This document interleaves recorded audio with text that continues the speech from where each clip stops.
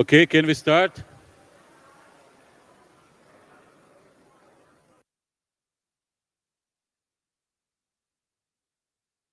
Thank you. Thank you. Thank you. Thank you. Thank you. Thank you. Thank you. Thank you. Thank you. Thank you. Thank you.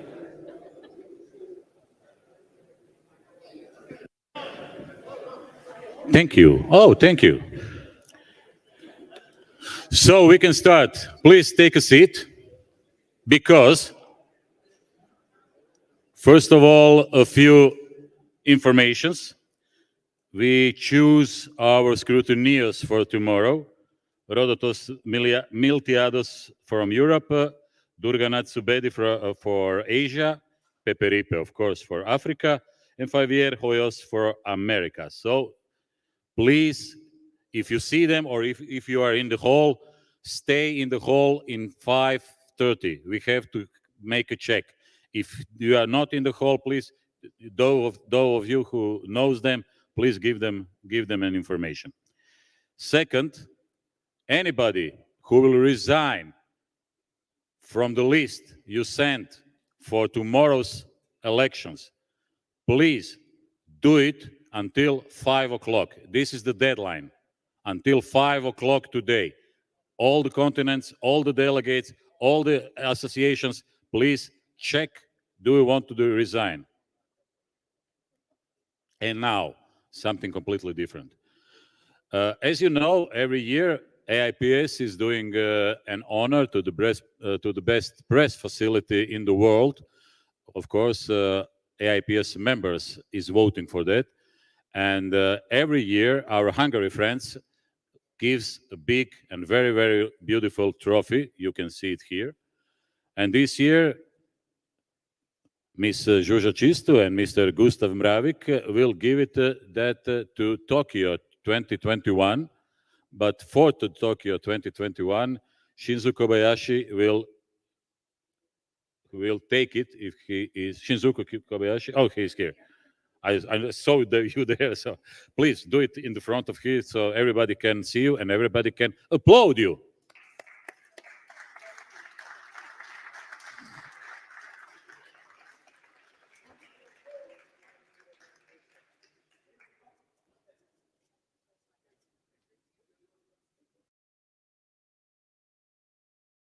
No up. We have no time. And Zsuzsa is in the big hills, so. No, it is not for him. He's just taking that because he's going to Lausanne and he will be the main man with this trophy.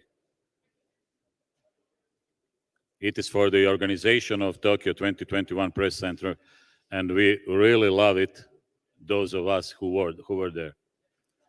Some pictures. And thanks again to our Hungary friends.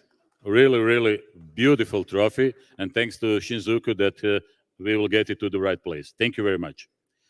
After this, as you know from our program, we have a FIFA Qatar 2022 press operation report. The speaker will be Mr. Hans Hultman, FIFA head of media. Yes, he's here, and I will give him the floor. Thank you.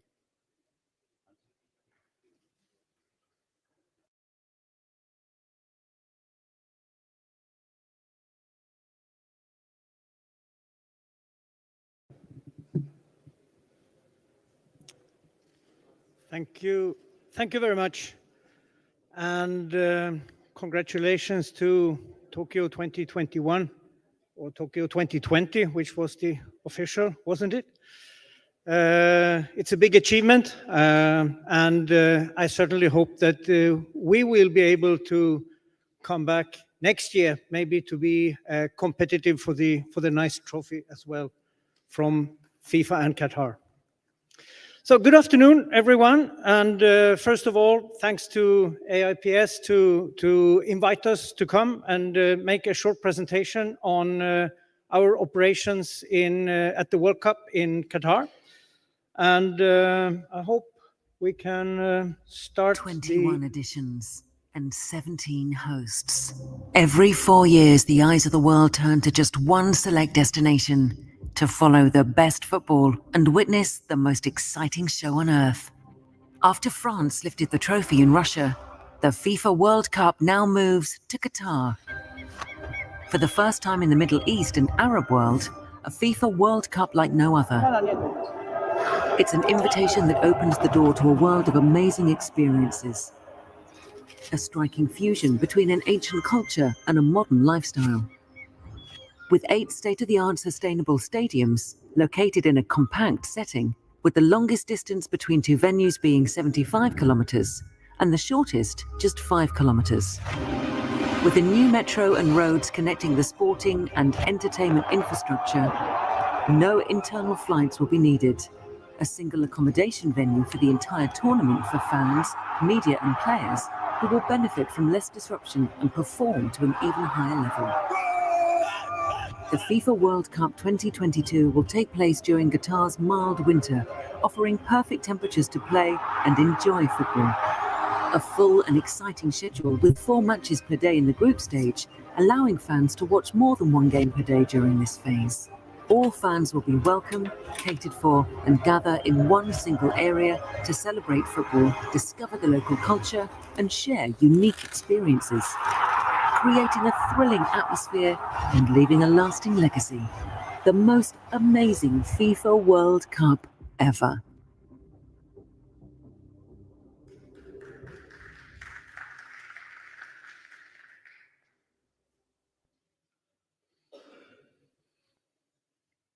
Yeah, as you can imagine, it's a bit of a challenge with coming from 2 very large countries in the world, Brazil in 2014 and Russia in 2018, with long distances, and coming to a very small country that you could see in the presentation here.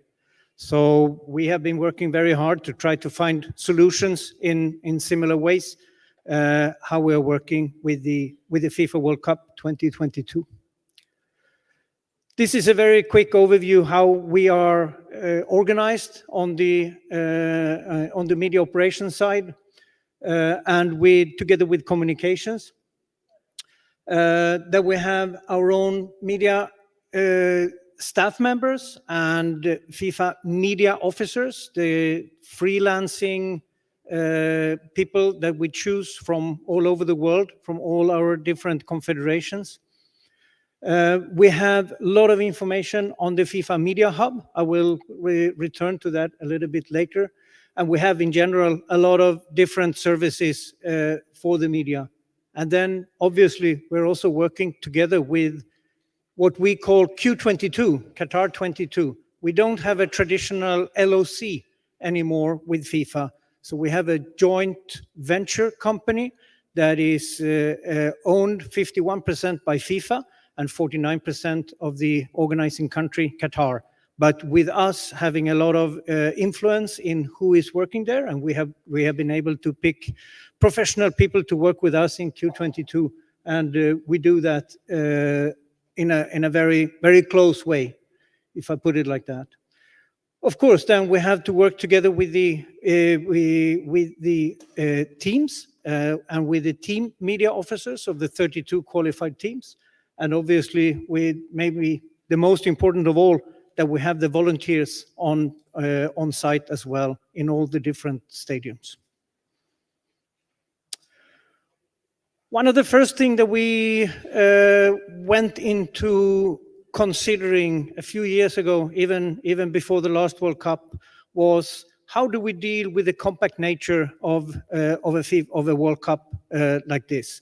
And the decision was to go a little bit more towards the Olympic way and create a main media center. We don't call it main press center, just to make it a bit different. So the main media center, where we then decided together with our colleagues in TV that we would do it jointly between the IBC, but also with the media. I mean, we're all colleagues, regardless if we are broadcasters or written press or websites or photographers, which means that we found it like very nice, very good synergies in having everyone in the same place during the World Cup. That was also, from another point of view, that we wanted to gather and we wanted to really create a hub where media could stay regardless of how they wanted to work with the matches. And that means that we have still the same capacities in the stadiums. You can go to a stadium, we have still the same media tribune capacities and around the pitch for the photographers, but a little bit less working space because we're only open on match days in the stadiums. So all the different services that we normally have in the stadiums are now boiled down to joint services in the main media center, with photographer services from the different also from the different suppliers, Canon, Nikon, and Sony in this case, and obviously with a lot of other convenience services that we have. That means that a day in the life during the World Cup of a journalist or a photographer could look like this. You use the media shuttle service from your hotel, you come to the main media center, you can go to one of the training grounds for one of the teams that you follow, you come back, you're going to one stadium for one match, you're following a match day -1 press conference, a pre-match press conference in the main media center. You have post-match activities from another match in the main media center, and you can continue throughout the day being active in covering football for your media organization. The services we have there is, first of all, that we have also centralized this time the match day -1 press conferences. The training sessions for the teams are happening in their own team base camps, not in the stadiums as traditionally was. One of the reasons is to save the pitches, to have the best possible conditions for the match in the stadium. Because we have in some stadiums, or in most of the stadiums, it's 48 hours or even less between the matches. So to make the pitch maintenance and to save them, then it was decided to let the teams stay at home in the base camp where they have. And then not to use the stadiums either for the press conferences, but centralize everything in the main media center. And that is in 2 different auditoriums. And we also have 2 different auditoriums where we have match viewing experience in the virtual stadium. One is a big theater where we hope to give an outstanding experience with much more than you get if you're just watching it on television, that we will have more statistics, more things that could add to the match experience for anyone who is watching the match there. This is just a rendering of how we see it with a large screen and with the possibility of having a nice experience, as I said. The other services we have together with IBC, it's a lot of different convenience service, including, you can see a pharmacy, laundry service, a travel agency, even a fitness center inside the Qatar National Convention Center, which is a huge conference center in the city of Qatar, of Doha.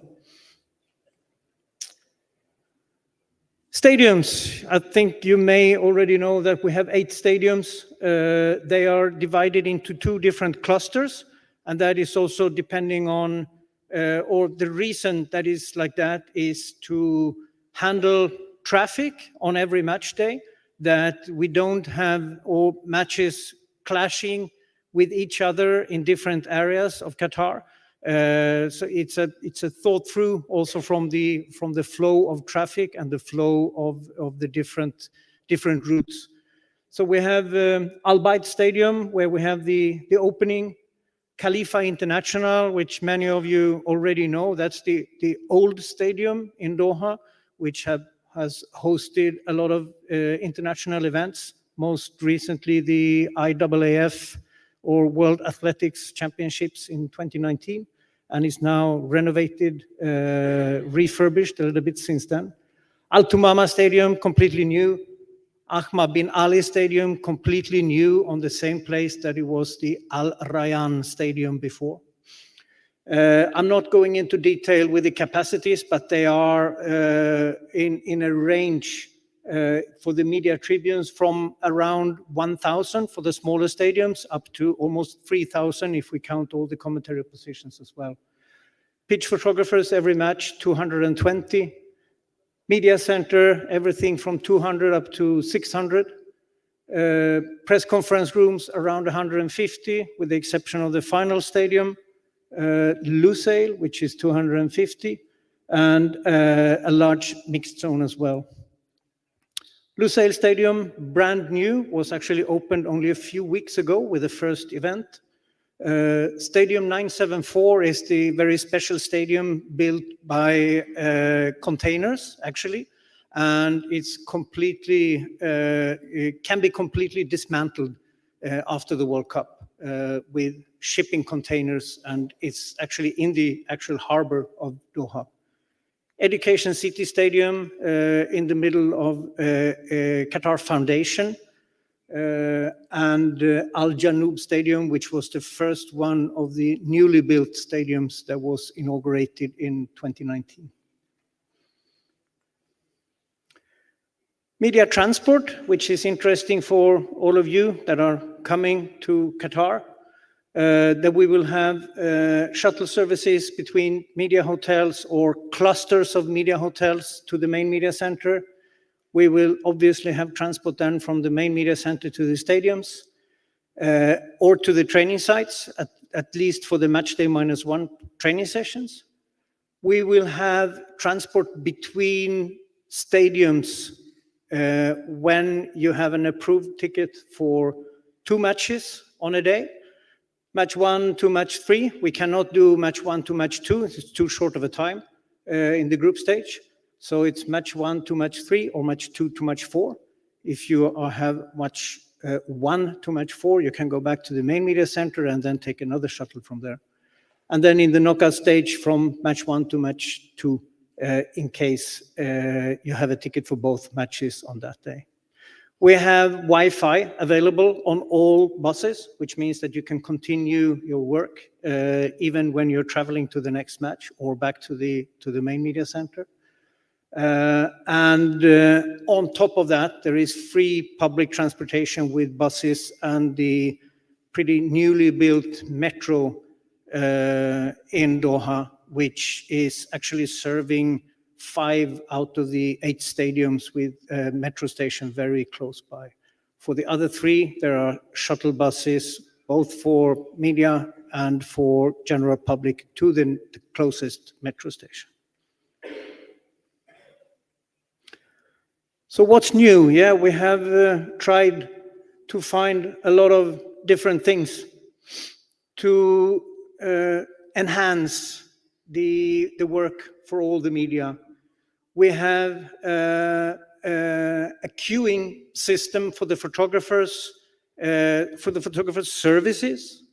We have remote interpretation for everyone.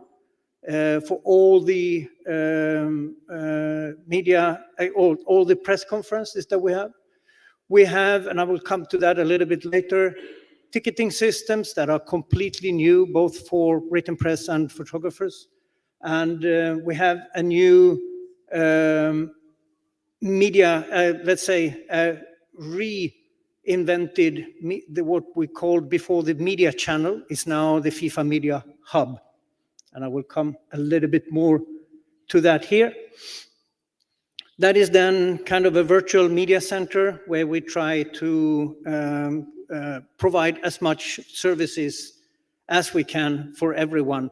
And that is not only for the accredited media, that is also for all media around the world that are not in Qatar, but still interested or still maybe even covering the competition from a remote location. I'm not going too much into detail with everything that we are providing here, but there will be streaming of press conferences. There will be remote interpretation for all those press conferences as well. And we will have a lot of statistics, results, lineups, and links to other areas. I think many of you know that FIFA is pretty well advanced in terms of technology, and we will try to use as much as possible from that technology that is actually gathered from the matches by the players, everything from running distances to speed and a lot of other things. Media accreditation is already kind of finished or closed. Not really, because we still have some people that are applying, and they can. As many of you know, we have a quota system where we're working together with the member associations of FIFA, and they receive a quota. And then if they have received a quota and they still have spaces left, then the accreditation system is still open for anyone. And then I'm talking about the written press and photographers. For the broadcasters, it's a different process. And for the non-rights holding broadcasters, it's also a different process where everyone can apply, but there are arbitration done by our colleagues in the broadcast division. The accreditation is also covering the entry permit to Qatar. It's actually that there is no need for visa for the period of the World Cup. So the visa requirement is kind of is waived actually by the government of Qatar, and instead replaced by an entry permit.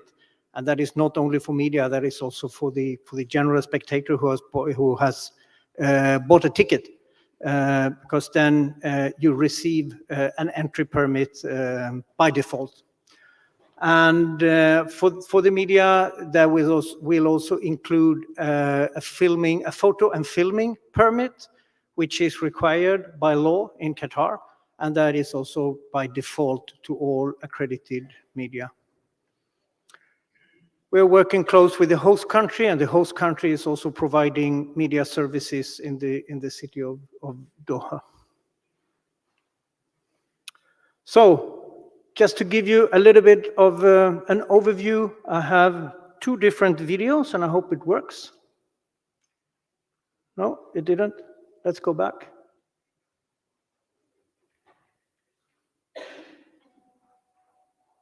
I don't know if I need to click on the video or how does it work? Here we go.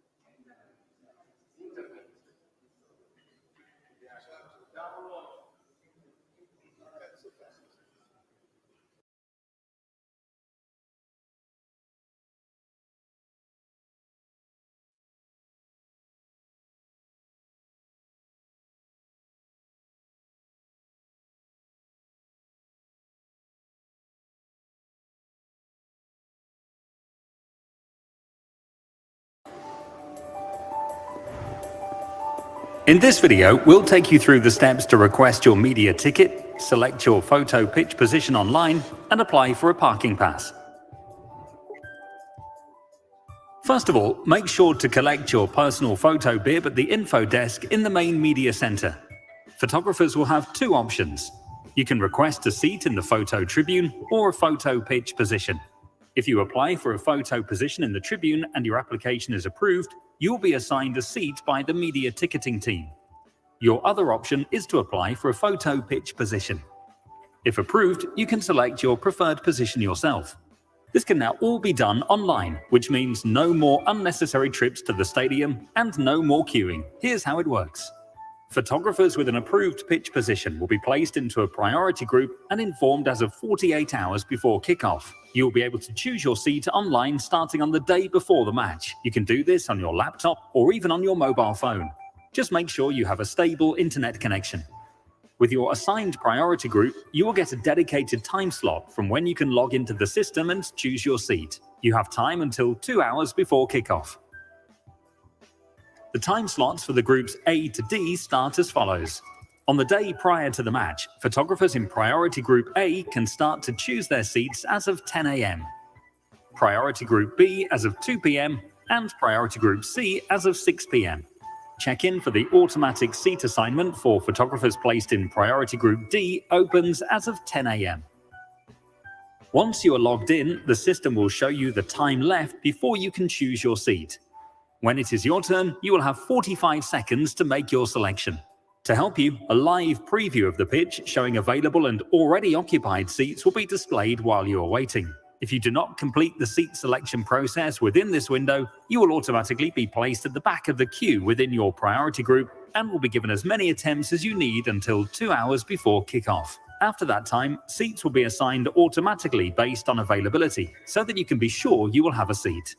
Once you have secured the seat on the pitch or tribune, just print out your tickets at the main media center or at the stadium. If you are in Priority Group D, make sure to log into the system to confirm your attendance at the match. Your position will be assigned automatically, and you will be informed of your seat number via email 2 hours before kickoff.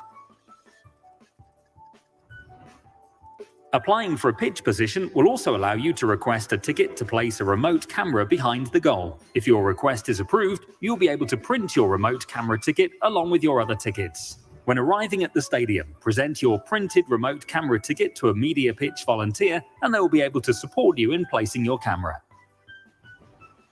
You can also request a parking slot at the stadium via the media ticketing system. Here's what you need to know. The parking pass consists of 2 parts, and you will need to present both when arriving at the stadium. The first part is a generic media parking pass, which comes with a pouch. You can collect this from the main media center at the same time as collecting your photo bib. Just like your bib, you will need this for the whole tournament. The second part of the parking pass is a match-specific media ticket. You can apply for this in the media ticketing system. If approved, you'll be able to print it using the media ticketing kiosks. All you need to do is place the ticket inside the pouch of the generic parking pass and show it to security when you get to the media parking P4 at the stadium. As long as you have both parts, you'll be granted access. And that's all you need to know.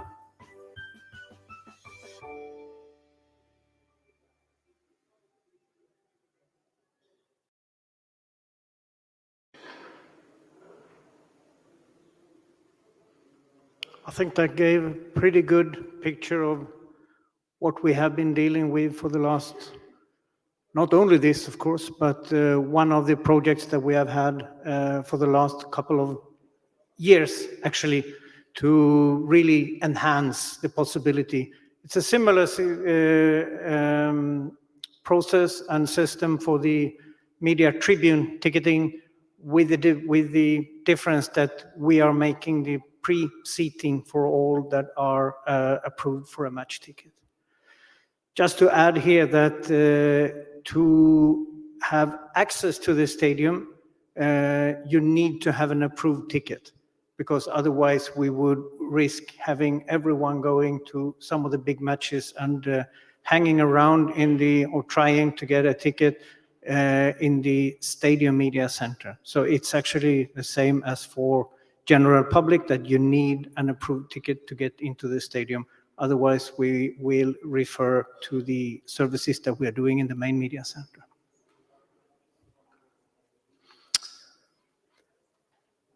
So yeah, in principle, what the video already told is that it's a centralized system and very high tech, a little bit similar to when you are flying and choosing your seat on an airplane, just with a bit even more complex with the fact that we have the priority groups, which is, if I explain it very briefly, for the big ones, of course, obviously with highest priority, and of course from media from the two teams playing is from team A, team B is highest priority, and then we have a list of different categories of course, obviously local media comes there as well, main international media, and then coming down to on the, let's say, the lowest level magazines that doesn't even report on the daily basis, but still, of course, have a chance to come into the stadium. But there's a different priority.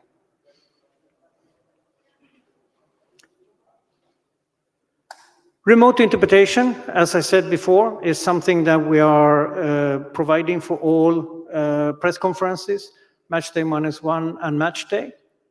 And it's actually in a remote interpretation center, and everyone can download an app to the mobile phone and use their own headsets.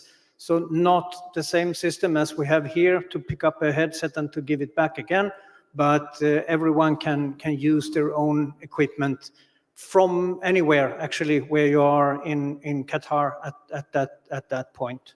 So either sitting in the media center or being in the stadium with the same app. Some things that are a little bit new as well for this competition.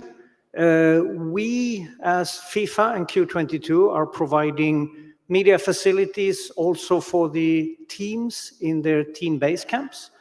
As many of you know, a lot of the teams prefer to have their own facilities for their own media and for international media as well. And of course, they can have it without a problem. But we do provide a basic setup for all the teams with a capacity for approximately 100 media in a room that can be used for press conferences, and that is also a working area with internet connectivity, power, and we have space in a media tribune in each and every of the training sites as well. We have approximately 30 people that we hire from outside, as I mentioned before, 16 media officers assigned to 2 teams each. They're following those teams on match day -1 at the training session and the press conference, and on match day, obviously, at the match. Then when we come to a little bit later in the competition, then of course that number will be reduced. And then we have 8 media officers based in the 8 stadiums, working together with the Q22 venue media managers that have been there for almost more than a year now. Match day -1 activities, as I said already before, official training sessions at home in the team base camp, and the press conference is centralized in the main media center. Another thing that we are trying, which is then also to adapt a little bit to other sports, is to have the mixed zone active immediately after the final whistle. Not for everyone, but at least we are asking the teams to provide a few players to come and to give comments immediately after the final whistle. Not everyone will have the chance to come down. That's why we have a little bit of a hybrid, that they will come back from the dressing room as well. But for the ones that needs an immediate reaction from the teams, we want to provide that. Just as many other team sports are doing, like handball, ice hockey, basketball, and so on. And also, of course, individual sports as athletics. So that's an innovation that we hope will work as well. And then just to finish, again, I've been focusing on our operations, But of course, obviously, we're working also very close together with our communications colleagues. And just to show you the organization chart, similar to the one I started with, finishing with our communications division, and that is led by the two directors, David Farrelly on corporate communications and content production and digital content, and Brian Swans on media relations, and then underneath staff members there. I'm sure you know that there has been a change a little bit with FIFA.com as well. So we have now FIFA Plus is also our digital colleagues, and they are providing a lot of action and activities, but mainly to the general public and to the supporters, the fans out there, while corporate communications are more to what is done within the organization and what is done also in terms of organization for the media coming to, well, for all our events, but in particular in this case, coming to Qatar.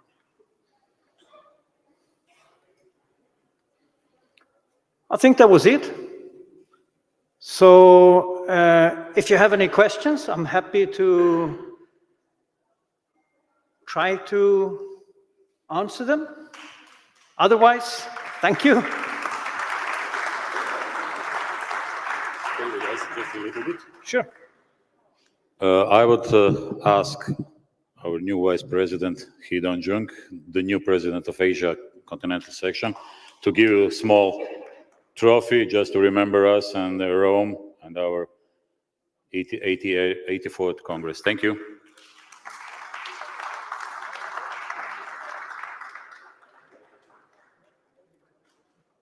Also, Lucia, don't go. She's trying to escape. Lucia, please stay, because I would ask our Vice President, Mr. Yanis Daras, to give you also a small memory for this day. Yanis.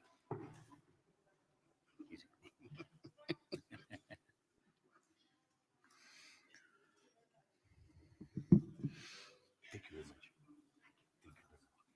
Your things is here. We will keep in touch.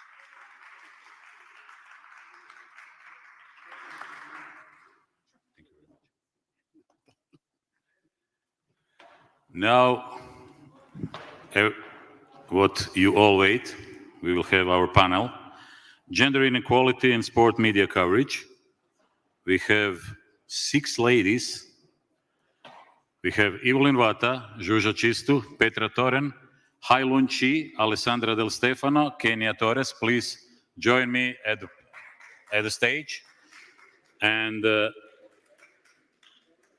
please, gentlemen, ladies are on time and have some understand. Please, I will say again, Evelyn Vata, Zsuzsa Chistu, Petra Toren, Hailun Chi, Alessandra De Stefano, Kenya Torres, and my colleague, Alessandra is not, but my colleague, Vincent Deluc, will moderate this. Vincent? Is Vincent here? He was here.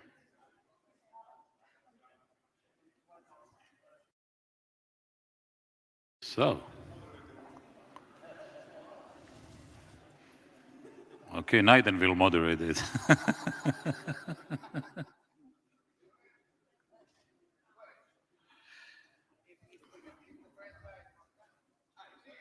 He's here.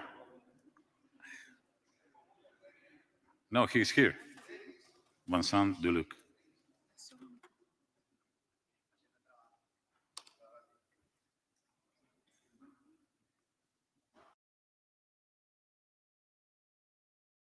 So only one lady will not come. Vincent, this is your place.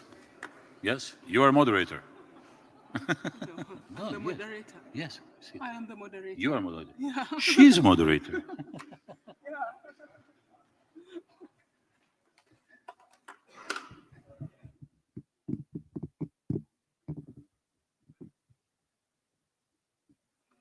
Good afternoon. Thank you for the opportunity, and welcome, ladies and very strong gentlemen who is happy to be able to keep up with us.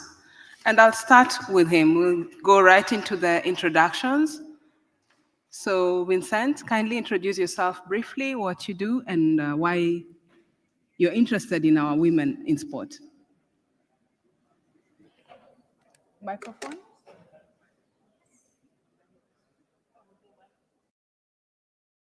Good afternoon, everybody. So I'm Vincent Duluc. I'm the president of the French Sport Journalists Association. I'm quite an old journalist in football, as Petra knows. It will be my 10th World Cup in Qatar, and I'm very interested by the rise of the women's sport in media, and we are working in France very closely with some women's association to increase the number of women journalists in sports. In France, we have 3,000 sport journalists and only 10% of women. So we have to understand, everyone has to understand that it is a new world, and that we have to deal with it. And it is the same for the mediatization of the women's sports. Thank you, Vincent. Hylun? Hi, I'm Helen from Chinese Taipei. Actually, it's Taiwan. Yeah, now I'm a freelancer. I have a chance to be here. I'm so honored. And later I'll introduce our magazine, Women in Sports. Hope you like it. Thank you. Thank you so much. Hi, everyone. My name is Ruja Chistu. I have been an AC member of AIPS and still is running for vice presidency tomorrow. And probably you know my mission because I was very clear on that 5 years ago when I had the opportunity to start working with the AIPS executive committee, that I would really, really like to help and to assist female sport journalists to get a little closer within this community, to give them a chance to work with us, to be acknowledged in what they're doing. And I think most of all is the most important, which is I would say my credo, is that a woman shouldn't be there in this profession because she's a woman, but she's good enough and talented enough that it shouldn't be an obstacle that she is a woman. So this is one of my most important thoughts about it. And I think it is a lot to do of the topic that we are talking today, the visibility of women in sports media as well, because I think it's just as important. Thank you. And Kenya? Like Kenya? Hola, buenas tardes. Mi nombre es Kenia Torres. Good evening. My name is Kenia Torres. I come from Honduras. Honduras is a wonderful country from Central America. We have wonderful beaches, so much tourists. 53% is made up of women. But in the sports field, we have 12 women at national level. I was one of the pioneers. I'm the president of the Honduras Sports Press Association, and today and I was elected as a president, as treasurer. So thank you. Petra? Yes, is this not working? Yeah, it's working now. Yeah, it's working. Yeah, you hear me? Okay, fine. So I'm Petra Torren, long-time working sports journalist since 30 years around. Working for Aftonbladet, is the biggest newspaper in Scandinavia, actually. And I've been there since those, 25 years or something like that. And when I started it, we were not so many women writing sports, of course, but now we have a different situation in Sweden. I think we are quite well known in the world for being an equal gender country, and there's a lot of women covering sports. I myself I covered football, so it's the very, very male soccer. environment that I've been in for a while and for a long time. But still, we have some problems to get women stay for many years, because it's difficult to combine the work with a social life. So we have to work on that all the time. I'm also a president in the Swedish Sport Federation. Actually, Lisa was before me. You might met her. So it's the second women in a row, and we have had a lot of women working in the federations during the years. Great, thank you. As you've heard, it's quite a diverse panel, and I will be here as a moderator, but I'm also speaking on behalf of my African colleagues. I am Evelyn Wata from Kenya. I've been a journalist for the last, 20 years, sports journalist only, and I'm currently working for Olympics.com and the Olympic Channel in Madrid. And I've been your vice president for the last 4.5 years or 5. Maybe we've exceeded our term. I've even lost counts. And as the ladies and the gentlemen has mentioned, today we are trying to focus on how we as sports media portray female athletes, women in sports in our media. How do we cover them? How do we write about them? How do we interview them?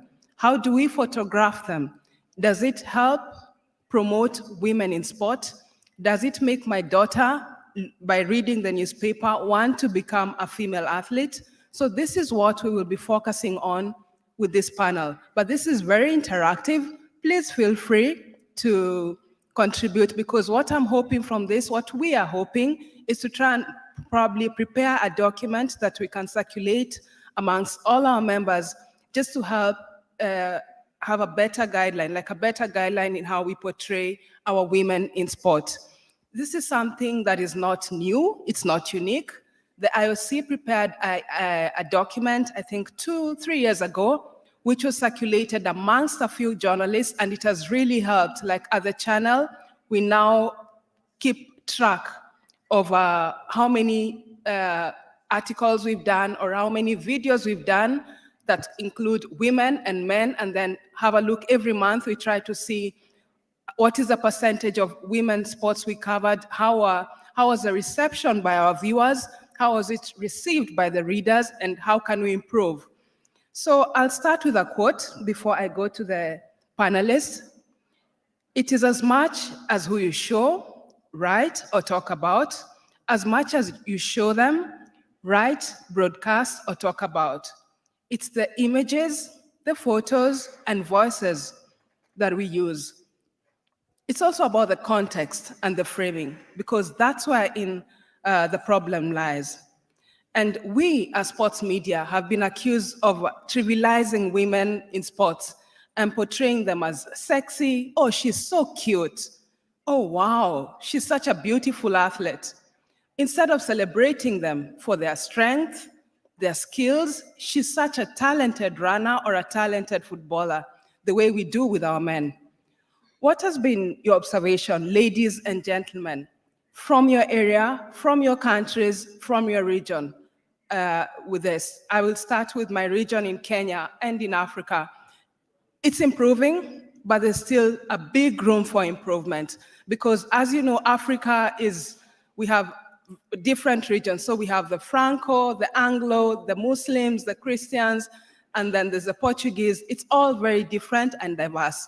But one thing is that women in sports on our medias is still lagging very much behind. I'll give you an example that was based on a survey done in Kenya just after the Rio Olympics. We had more women winning medals after the Rio Olympics, but the survey done from the top 3 newspapers in Kenya had more men being photographed, more men being covered at the Rio Olympics than the women who actually won more medals. How is it for you? I'll start with you, Petra, closest to me. There's still some work to do, even if we are, I suppose, if you compare with the international media, we are in the front of covering of both gender. But it's also, I mean, every day when I go into the website of Aftonbladet, my own newspaper, I feel a bit embarrassed, because it's a lot of of men on the both on the photos and in the articles. So we, for example, at our paper, we have like, you know, a reminder every day, you know, of the gender, how could we act and how can we work to get more equal, both analyses and articles. But there is also a point that's important for me. I mean, I have male colleagues, my dear colleagues, the men's working for me beside me at Aftonbladet or other newspapers in Aftonbladet that are writing and expressing themselves more female, if I can put it like that, than I do.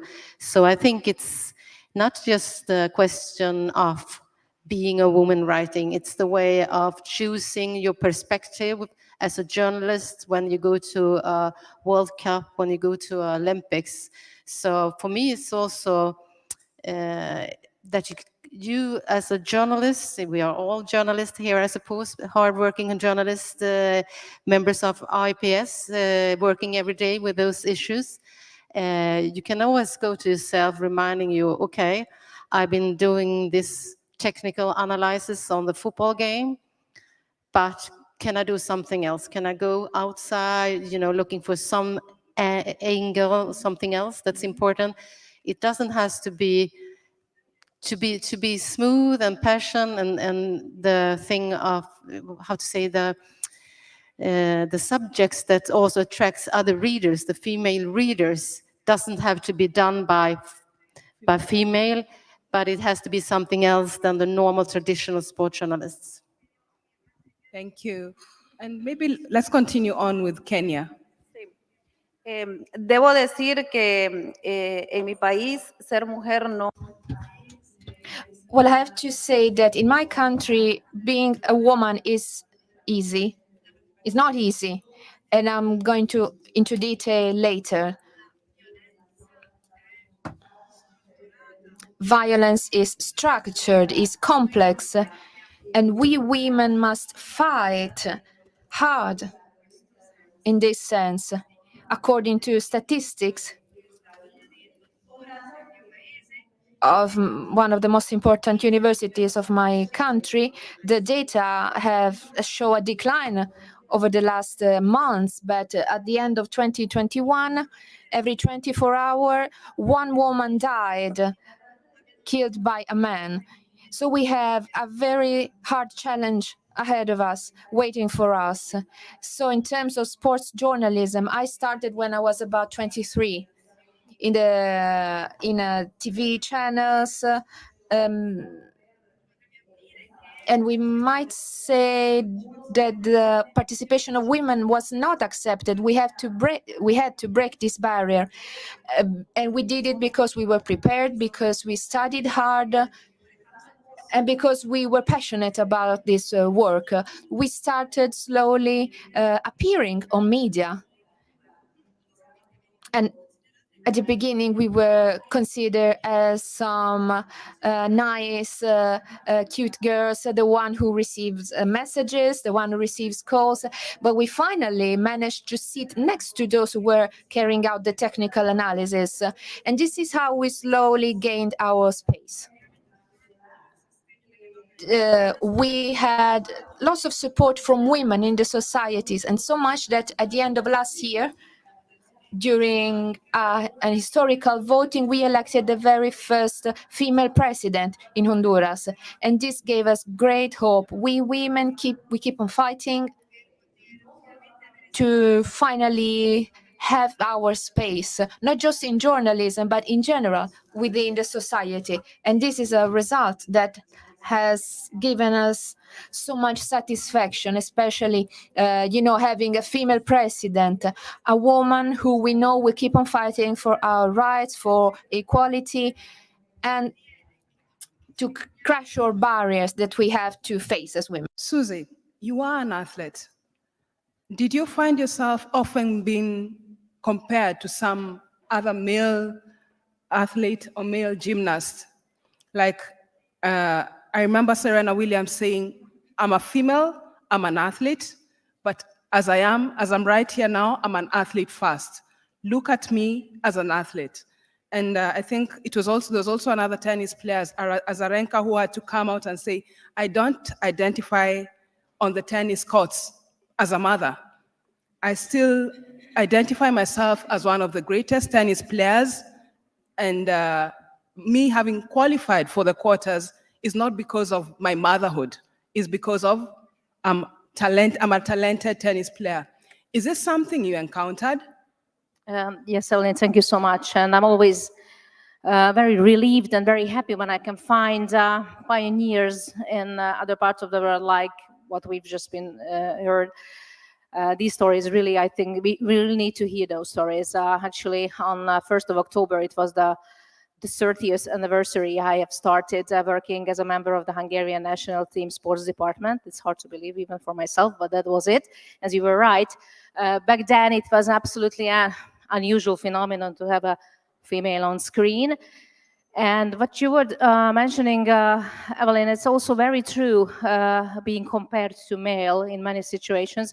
I don't know if you have a chance. I prepared a very, very short, like a short PPT with just 2 or 3 slides, because it's so typical, and some informations I really like to actually have factual facts in my hands, not to talk in the air. So I like to make some research work. I don't know, Azra, if we have a chance to show it. We'll not show anything for now. If we don't, at the end, anyway, there are some very talkative statistics about how things are looking like. And as our president from the French Association said, this is basically the general number that out of 10 sport journalists, there is only 1 female worldwide. So this is the number worldwide. First of all. Second of all, it's also very important to know that the leaders of the media outlets in sports, 95% of that are male, 95%. So basically what we're talking about is, it's just, we can go ahead, because I think for the comparison, there is a very, very typical sentence. You can go for the next slide, of course. This is just the opening. Can we just, because I don't have any. I think we'll not go to the presentation now because of time, and we are 7. So just to sum up, at least, what has been your experience? Yes. Have you had to probably write, even on your writing, trying to say, how can I put it? She's the next Usain Bolt. She's the next Ronaldo. Of course. So I think this is something that one of the most difficult thing is to be accepted as us, as female athletes. This is the sentence I wanted to show you. As Simone Biles said, I'm not the next Usain Bolt or Michael Phelps. I'm the first Simone Biles. Exactly. So I think this is something that is so talkative about how female athletes have to sort of find their position and their acceptance in sports.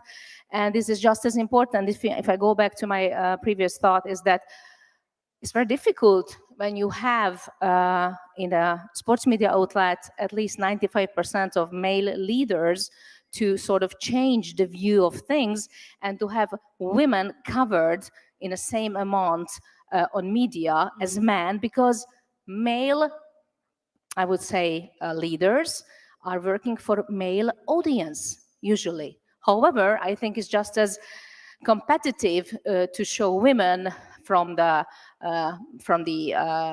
technical point of view, from the acceptance of the performance, how well a female athlete can perform. And I would like to emphasize this, because what Evelyn was saying is, this is our responsibility, how we interpret basically what we see on screen, how we write about it, what the verbs and what the basically the interpretation of what we are talking about, the performance, the perfection of the performance, of the beauty of the athlete, as you were talking about. So I think as we are shaping and forming the way of communication, the way of expressions, how we are talking about the performance and the perfection of a female athlete on the pitch, I think this is definitely is able to sort of change the view even of the viewers, even of the readers, even of the listeners. So this is a responsibility that we have to recognize, and we have to sort of act that way. And also, if we are able to change the number of participants in the leading position in sport journalism, I think that can help to find the female voice. I don't want to resemble to my male colleagues because I can't. They do it in a different way. I'm probably good in something else. I have an ability to talk to an athlete in a different manner, but that's my voice. And I think that voice has a place in this business. Great. And that is something that I would like to represent in this field.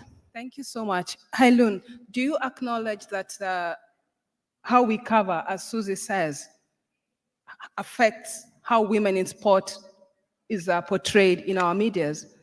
You know, how if we keep comparing them, you know, if we keep saying, here is the next Usain Bolt, she's the next Michael Phelps, she's the next, you know, Ronaldo. Do you think if we can change that tone, it can help? I think we couldn't just talk. We should do something to change. For example, how many women here? No, there's one from Hong Kong, Faye, and you have the power, so you have to change it. That's what we think, and that's why we create this magazine. Actually, it's a platform. We think that strong woman, better world. So we think we should make more role model, like all this to be seen. So we create this, and lucky we get support from AIPS Asia, our president Saddam Hidong, and many colleagues, also many friends, not only Asia, actually Johnny support us. So allow me to read this, the Women in Sports magazine. Women in Sports is the media platform recognized by AIPS Asia and is devoted to promoting gender equality in sports by presenting outstanding performance and recognizing solid contribution from female sports participants in Asia, not only Asia. This platform will focus not only the on-field achievement by female athletes, but efforts, contributions, and impacts from female coaches, referees, journalists, photographers, event staff, volunteers, behind the scenes personnel, and more. Now it's the third issue. If you like it, I actually have some in Rome. Great. That's why I have 2 big luggages. Great. Yeah, I'll, if you are interested in it, I will send you. And I think it's long time work to do. So we should do it together, right? Thank you. I agree, Vincent. You know, as she says, there are very few female in this room, but there are more men. And that's why we're having this discussion, because you control your newspapers, you control the radio, sports desks, the TV stations, and the online. How can we move away from this, you know? How can, there's been an emphasis on having more role models, but we can only have those role models if we report about the stars. How can we move away from this comparison and always trying to celebrate the male when you're talking about the female athlete? Well, I think we all can do better. I've grown in the old world, and I can see the new world. So something has changed already, but it has to change more and more. In France, we are studying the landscape of the French journalism. So in each media, we do the list of the woman's position, the salary, all things like this, to to know exactly on one point we can act. So we have written a chart that I think the editor-in-chief, we hope editor-in-chief will sign to have more and more women in the sports redaction. But if I take the example of l'équipe right now, I think in the other sports than football, I think it's okay. Maybe there is 30% of women. So I think it's much better than before. But if I take the example of football, there will be 30 journalists in Qatar, and only one woman. So we have to do much better than this. But maybe it's football, but we have to change this, of course. And the problem is in l'équipe that it's mainly women who are working about women football, and I think it's not a good idea.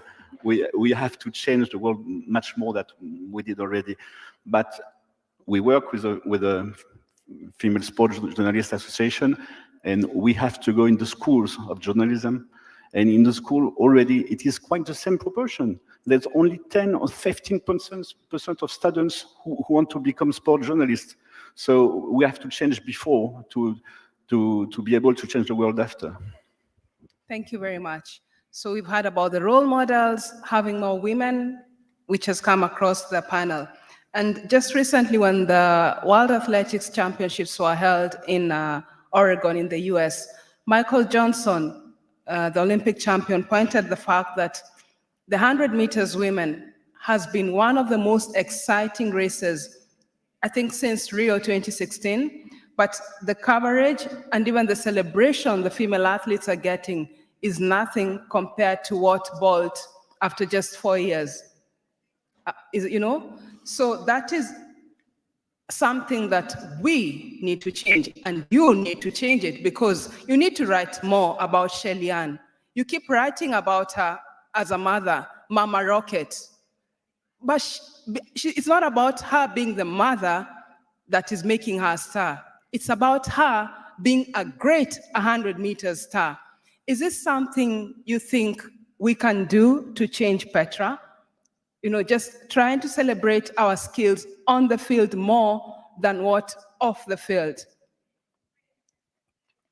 For me, it's a little bit awkward because I think that actually in Sweden, we when I write female football, I write it as I write the men football. So we had some issues with the Swedish national team actually in the beginning when we started to approach them with the hard journalists, because there are in the Swedish football, in women football, some really strong women taking the lead in really important issues, and they have moved UEFA and FIFA a little bit forward in those questions. But when it came to our way of making our columns about them and the news about them, and we were treating them as the men's football team. We were trying to get the secrets, looking behind the doors and things like that. They were reacting, but now it's they're used to it. Kind of, okay, you want to be in the paper as much as the man. You have to kind of handle the pressure from the journalists. But so I think for me, in the country I work in, like in Norway, we are a little bit past the way of discussing how to describe, because we are actually behind that, I think, hopefully. But what I would like to say is also that you can talk about changing, you can talk about role models, and I mean, I've been here for 30 years, but still it's very much up to the people in the highest positions in the media organizations in every country. And I'm really glad to hear about the way you work in France, because sometimes you need, I don't like the quote system or something like that, but you need to kind of make the platform for the women to come into the sports, to make an equal, because every organization that is a famous organization, and we all know that the money rules in the sport. So what we write is what the readers want, and it's what's get us paid in the end. But to get us change, I think, and still in Sweden, we have to have women, an organization, a successful organization with a mix of gender, a mix of generation, a mix of age, of experience. And of course, we can't have just big media organization with just men sitting in the top position. So everyone has to ask themselves, do I want this change? Because my opinion, the men are often a little bit more interesting in the power position. And everyone has to see that it's a long fight to get to the highest positions, and maybe it's better to work to do the on-foot ground journalism. So I think it's good to put the face in the mirror and say, okay, what can I do to make this environment at my sports desk more welcoming to both young, to both different culture and people from the different genders. So maybe we have a homework to do, everyone, even me. Yeah, and just sticking on what Petra has highlighted, Vincent, is this something that you're willing to do? Like, for instance, in L'Equipe, have you been able to see more women sitting on the top positions of your sports desk? And are you willing to check or change your context to be able to boost women in sports coverage? Yes, but I think it has to. Well, it's always the same. We don't know if we have to push or if we have to just not on the will, just to wait. But I think we have to push a little bit. And right now, there is one woman who is a editor-in-chief. So she's number 3 or 4 of the newspaper. It's not enough, but it's a beginning. She's the first one. She's the first one in 60 or 70 years. So we cannot be proud of it. There should have been much more. But I think it's a beginning, and there is quite a change. And I think L'Equipe will be the first to sign the new chart with this association of women sport journalists. There are 300 in France in this association. So I think they are.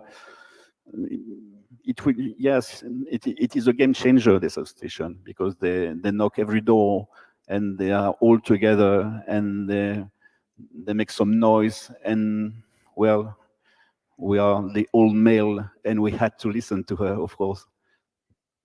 And Susie, do you think there's probably lack of interest amongst even the women to rise up and boost women in sports? Well, I think there are a lot of factors to that. First of all, I think it's not enough to encourage young women who are interested in sports to become a sport journalist. What we studied and made serious steps, for example, in Hungary, we established with the Physical Education University and also with the Hungarian Sport Journalists Association, the first graduate student sports media university. And we found it very interesting to recruit a young female to become a graduate student in a university level to become a sport journalist. Why we thought this would be important? Because we thought if you graduate as a sport journalist amongst young men, as a female, then definitely gives you a base as a confidence between and among male journalists, that you finished the same education. You've got all those skills that you are supposed to have when you step out basically in the field of media. So I think encouragement just to talk about it is not enough. You have to take actions. You have to sort of take a step forward. And of course, when you have graduated youngsters, of course, you have to help them to start their work in the field of media, to be out there, to try to recruit them into editorial offices, to start to get them to work as youngsters, as young reporters, and to actually get to know how is it in the real media. This is the first thing. The other thing is probably that's the reason is why women are sort of afraid of this this step to take a higher position in an editorial office is because it doesn't really have a history. I mean, to be a pioneer like you were yourself, you have to have sort of a courage to do that, because I'm sure you will be, a center of criticism if you're doing something in an unusual way. But I think unusual is not supposedly bad. This is something that we have to change as a mindset in a way, how we approach women leaders in sport journalism. So I think, of course, I definitely see the change surely, or slowly, but surely. So it's not going to be a quick process, because acceptance of women in sport journalism, as we have been doing it for decades, it's a long process. It has to come from the viewers, from the readers, from the listeners, and of course it has to come from the male colleagues. But I do believe that if you're doing your job on a highly competitive level, then I think it will work finally. And of course, it's really more important is that female should not be enemy of female, because I think we are very few of it. And we are working in a male-dominated environment, but it doesn't mean that it wouldn't be good to see another talented female on the field. So I think that's how we can work together to assist and to help each other. Very interesting. And I'll come to you, Kenya and Hailun. I'll give you my own experience. I remember someone in this room, I don't know if he or she is here, once told me something that knocked me off, and I realized that it's the same case that happens to the female athletes. The person told me, we don't celebrate ourselves as much even after our great achievements. We are shy to even say what I do. And, it was like a slap. And I realized that in Africa, as much as we want to cover the good female athletes, they are shy. It is not in our culture to come out and talk about our strengths. We are not actually even allowed to, sometimes you find it even hard to look at a man, because most of the reporters in Africa are male sports reporters, to look at them and tell them our stories. Sometimes you cannot even have an eye contact because it is considered disrespectful. Is this something, Kenya and Hailun, you've experienced in South America and in Asia?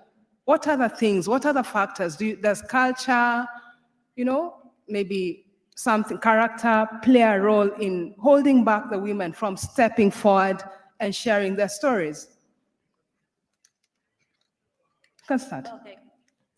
Antes respecto a lo que decías, la presencia.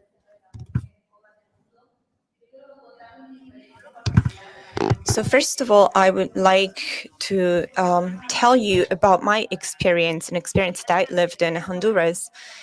And my experience was a problem of costs, because we had a very experienced person in the World Cup. It was me, because I started working when I was 17. I took part in a panel in the World Cup in 1998, so it was a very important experience for me. And it was the very first time that a woman could actually reach such an important position in national and international TV coverage. So this participation labeled me as the expert of World Cups. But I was accredited to World Cup, and 2 months before that, we had a problem with costs, because I was a woman and I could not share the room with the technician. So this would increase the budget. So I had to wait, and eventually during World Cup in Brazil 2013, I managed to get there. But it was a very long wait. So what I want to say is that sooner or later, your time will come. We should never give up, because sometimes when situations are hard, we might feel discouraged. But little by little, even in Honduras, more and more people got into sport journalism. And I have to admit myself that I had a great support from my male colleagues. They helped me get into this field, but not everybody had this context and this luck. Most of my female colleagues, they lived a completely different situation. That's why they were about to give up on their dreams. So we launched this program, Football Betacon, which is a national program, and all women interested in sport journalism could join this program. It was an educational program, a radio program that went on for 10 years. Then, unfortunately, with the pandemic, we had to stop it, but we're still present on Facebook, so you could totally follow us if you'd like to. If you like the page, we'll be very happy. And yes, it's a school managed by women for women, and it was such a great success because most of the women that participated could actually get to very interesting careers. And we felt united. We felt all of us as a whole. That's how we like to think of ourselves. So we support each other. We are guided by sorority spirit. It's like feeling identified together with all the women because we all face together certain issues and challenges. So it's important to promote even globally these kind of encounters, meetings, seminars, because I firmly believe that if we support each other, we could get to very important achievements. And so that meetings like this could have more and more women every day. What has been your experience in Asia? Do you find like the male athletes are easily available for interviews and are happy to come forward and share their stories compared to the female athletes, or this does not really happen in your experience? But Asia is big, so the situation is complicated. In different countries, I think a different situation. In Taiwan, I think we have more chance to participate, but in many countries, maybe they don't have the chance to participate. And the chance is important. If you don't have chance, how do you learn? How do you improve? How do you experience? So I think the key is give the female chance to join, to participate. Yeah, that's my opinion. Okay, so I'll now like to just take a break and go to the people in the crowd if anyone has a comment or question to ask any of them before we come back to them for their closing remarks. We've heard about, we have to check our words, we have to check our context, we have to boost women in sports media to be able to boost. What more? Maybe there's a question or a compliment, I think from here. Microphone, please. I can give you this.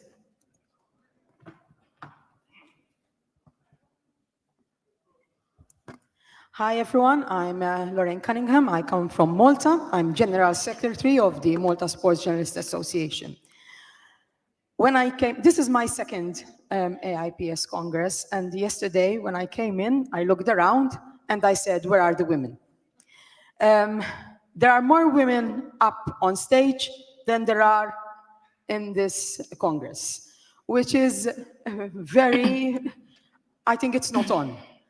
We are in 2022, and there should be more women. Is AIPS giving opportunities to the women in their countries to sit on their associations, executive committees? I don't think so.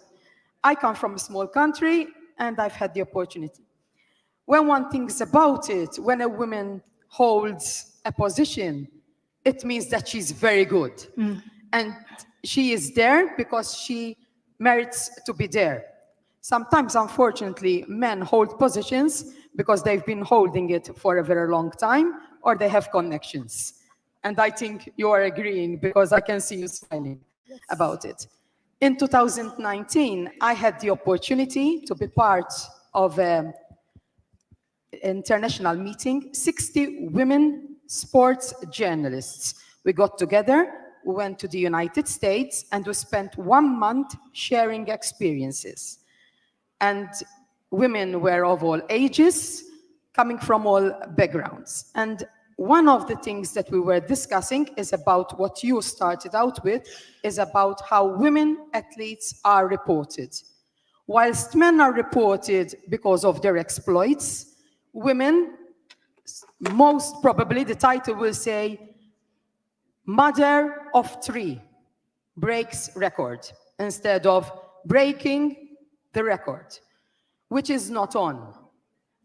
It only means that female athletes have a harder job to achieve their goals, because apart from being an athlete, an elite athlete, they also have their families to take care of, which makes the exploit even greater than a man's exploit. And I think because many say also behind a great man, there's always a greater woman. So I think we women should stick together and report our female athletes more than the men. Because I did that. I opened a page which just reports female athletes. It's called The Queens of Sport, and I think the few women who are here should give an example about that. Thank you. I think I'm in a position to be able to respond to 2, first as AIPS and first as your colleague in sports media. I think we realize that we are not able to do it on our own as sports media in women, as sports women in media. In Africa, for instance, those of you who have seen, there are more female sports reporters than men, especially radio or even TV. But still, the coverage of women is down. So that is why we are throwing it to the men as well. They have to come and report, because we are doing great things. We have athletes across all sports doing all things. And within AIPS, what are we doing? I'll throw it back to the national associations. How many national associations have even at least 2 women in the executive committees? But just a show of hands here. I'll put it 4, 3, sorry, 3. Let's go to 3. You see, it drops, but you have 10. Yes, French, how many? Just like Kenya. I think Kenya we have 5 out of 9.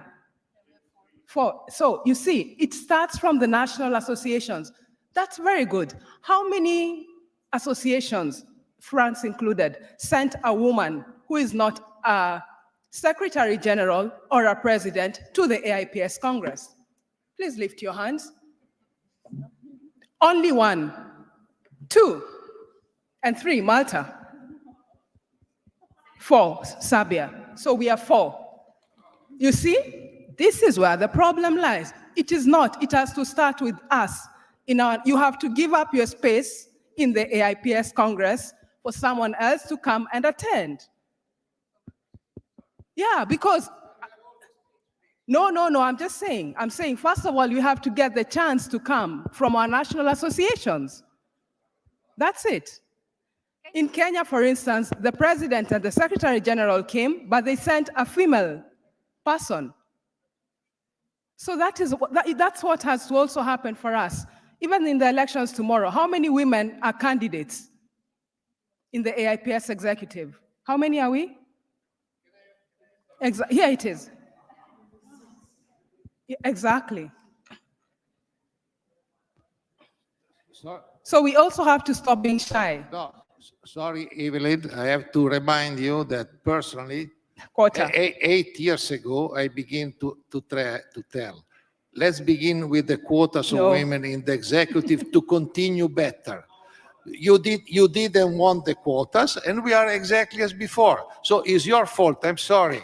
On this, and I will take it back to what she mentioned. Because you will have all the women sitting on the executive committee and not attending the Congress. With the quotas. You women, the problem of you women is that sometimes you don't want to listen, and you want only to do what you like. Okay. It's different. Sometimes you have also to eat something bitter to reach a point. It's not so easy because, every time I have proposed something, here the women They don't pay their accommodation. They're free for charge. We are helping everything. But you girl, you're not helping them. Sorry. Are the women that are against the modernization of the situation?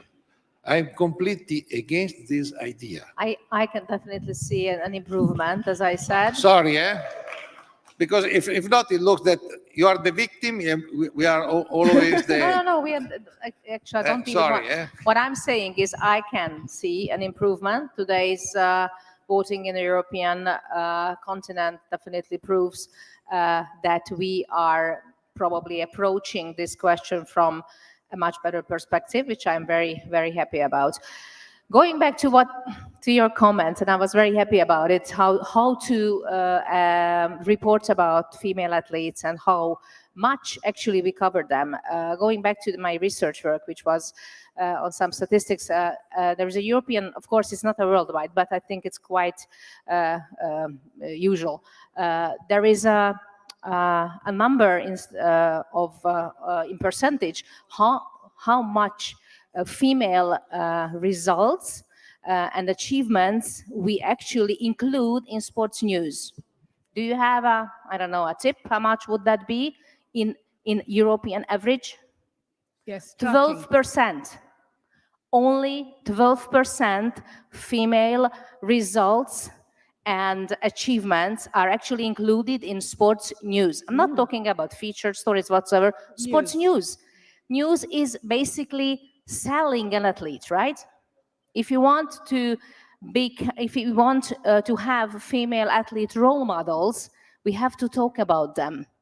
And I think the problem is that sometimes it's underestimated that the female athlete role models, what kind of strength they could have economically, that there is a huge strength out there in female, for example, customers, whoever would like to follow a good female athlete, especially if they know about her. Because if we don't know about her results, if we don't hear about her achievements, how can we follow her? Of course, social media has been changing that kind of inequality, but we are working in real media, right? I mean, of course, we all have social media outlets, that is working together with our normal media. But I think this is our job in the first place, to try to change this percentage, to try to sort of equalize this inequality, how much and how well we are talking about female sports achievements, just even in the news. Great. Thank you. I like what she's pointed out, tracking our output, If we track, we'll come down to even less percentage than what you're actually pointing out. Petra had something to add on to this before we move as we wrap up. I would just like to say that I think that, in Sweden, for example, we are 4 persons also in the board, female, but for me, I do not that much difference of women or men. I mean, it's important with a mixed organization, and if we find out that there are not enough women in IPS as an organization, for example, then we have to ask ourselves, is this the organization that are open-minded, modern, changing, and is it the organization that is attractive to the female sports journalist, or is it more important to go with 60 other females somewhere else? So it all starts with yourself. Are you open-minded to make the difference? Then the difference will come in the future. And I think that, I put a lot of effort in working 100% and a little bit more, and I have my football team that I coach, boys, not pretty old boys, and as everyone else, we do this at our spare time. It costs money to sit here because I should be home working instead. Okay, so I'm here to find that it's important to share whatever I can share from my experience.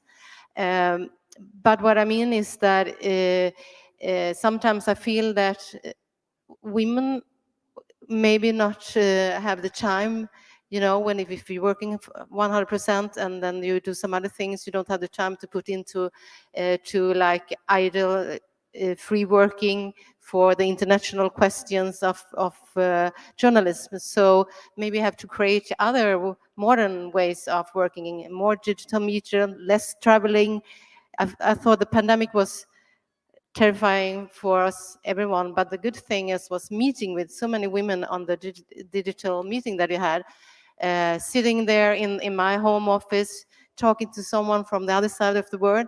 So I think we have to find a more modern way of navigating through the landscape, and that will also make more women, I think, coming into this kind of organizations. Great. Can I tell something? Okay. Go ahead, and then we. Okay. Thank you. We are talking about gender inequality, as you remember, a long time, maybe 10 years, always. And of course, we don't need a quota. For example, me, I never was pushed from men to a high position. And I was a head of sports in Lithuanian television long years. And I was a president of Sports Journalists Federation of Lithuania, also 3 cadences. And I had any problems, never, to take interview or to make report or to get my own program, never. So you need to be very strong, but it's different in Europe and it's different in Africa or in Asia.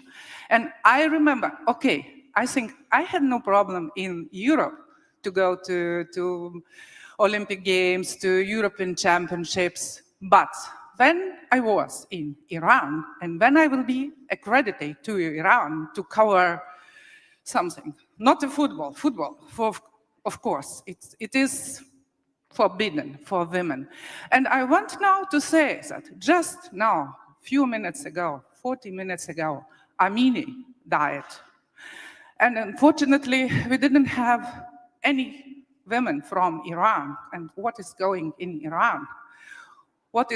We need to talk about this, how we can help these women. She dead now. I want just maybe, Johnny, you will tell, maybe we can say something or just stand up. Okay. And thank you, Laima. We certainly acknowledge, and I've been following that particular point and following that, the developments in Iran, Tehran. It's quite sad, but I'll kindly allow me to wrap up and draw you back to our point of discussion, which is on the women portrayal, women in sports portrayal. So we've heard from the panel talking about we have to take action, and part of taking action starts with you, because I always like to give this good example of Getty Images. Getty Images now has a section dedicated to women in sports where you can find good imagery of women in sports. Then we've heard from, I think one of either Vincent or I'm not sure who, kindly forgive me. It's about checking our words, checking the context we use. As we wrap up, I'd like each of you probably to just pick one point, what would you want someone in this room to do to boost the coverage of women in sport? Let me start with Vincent.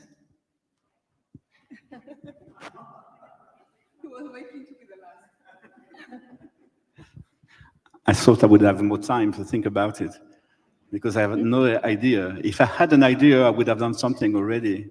I think it's very difficult to. It's quite difficult. But, well, the Olympic Games in Paris will be the first one with equality. With women the first one in history. So everything changes, and I think it will improve. But when you said that there was some in the news, there was no equality at all. I think it's all about football. Football is maybe 80% of the news. So of course, male football is 95% of the news in the football. So, but we can see the rise of women's football. Now it's professional in 4 countries: in Italy, in Spain, in England. No, in 3 countries: Italy, Spain, and England. So I think it will change the conversations we have about sport. And I think this is the only thing we can change, but I think we have to change together. It's difficult to ask only one in the assembly. Thank you, Hailun. Briefly. Yeah, I think let's try to change in a mindset. Yeah, raising awareness is the first step towards gender equality. Thank you. Susie, briefly. Thank you. Well, I think it's the first and foremost important is to see the athlete in female, to see the achievement, to see the performance, to see the effort, what she has been put into the performance. And I'm usually covering artistic sports like gymnastics, figure skating, and whatsoever. You know, of course, we tend to use terms that is close to art rather than sport, which I think is okay because it's the nature of those sports. But I think it's also just as important to see in other sports as well the athlete in a woman, not just a woman, not just a female, but the athlete. Thank you very much, Susie. Kenya. Yo digo que Well, I would say that some walls were broken. We eliminated some stereotypes. We are here, so we are visible. But now what we have to do is to call on other women through our association. So I would thank my colleagues from AIPS America for the opportunity I was given. This would be a first step to keep on growing. We have to continue fighting also for the salary gap. This is a huge, huge problem. Women in the same position as men that keep on earning way less than their colleagues do. In some countries, women are heroes. Women that work against project. A woman that has fought to promote and protect forests, women involved at historical level in huge projects. So I really hope our next Congress will see a bigger female participation. Okay, so I will point out, you said one, I make it... Two or three, yeah. Two Quick or ones. three, yes. Yeah. So first of all, we know everyone's working as journalists, we know that a good story is a good story, eh?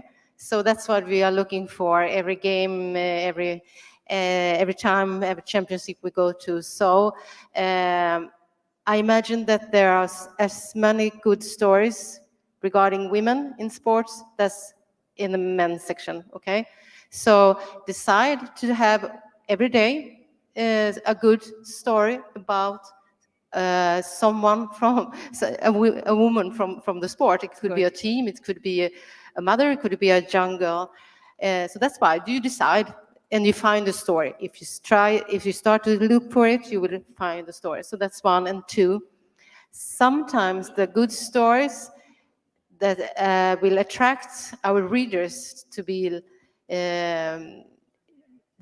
both women, men actually, is the issues that can attract also women readers. So we have done football players that stay home actually when they're sick with their kids. Okay, so that's kind of the story. I went the last week with the second team in the Swedish league right now, BK Häcken. They're fighting for winning the goal. I was spending one day with them, and actually I was in a yoga practice with them. Quite unusually, they are doing this like a mental training, and that's also like a subject. So find the subject. So first find a good story on a woman, and then find a subject, men, women, and share it. That's a good start. And that's a very good place to wrap up this. And I think I'll only add one, which probably was emphasized by Vincent. As much as we want equal participation, we must also try to get equal coverage. As much as you cover your female, the male football, for instance, let's try and also get even 40% of women football league. It can start from that low level. I like what the big city marathons are doing. Sometimes it's annoying, but it is good. Like London Marathon the other day covered same amount of time for women races as the same as male. That is a start. Please help us in this. Thank you very much. Thank you, ladies and gentlemen. Oops. Ladies and gentlemen, please stay here a little bit. Our first vice president will give you a little bit of memories for this, and thank you very much for this. Yes, for this wonderful panel. Of course, it was a little bit longer. We give women more time than ever. But we definitely have to give the credit to AIPS that we can talk about these very important matters. Thank you. Yes. And of course, thank you very much. This is for 6 of them. Our first vice president, Mr. Esad Yilmer from Turkey. Please rise up because they want to picture you and you will not sit.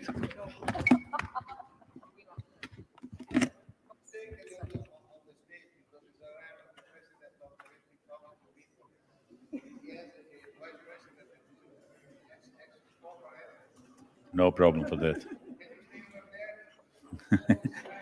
He would like that, of course, and a special. Please take a picture for that, and please.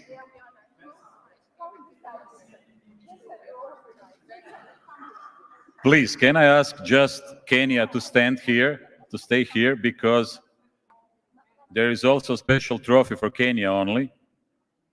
Because South Americans Association would like to give a special trophy, but after this lovely picture.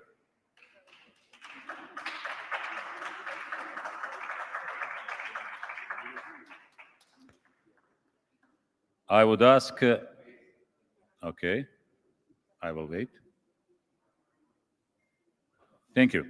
I will ask Mr. Moses Avalos Ruiz, from President of Nicaragua Association, to give a special trophy to Kenia Torres from Honduras. She was the best sport journalist in Honduras, and she will get a trophy named Abelardo Raidi.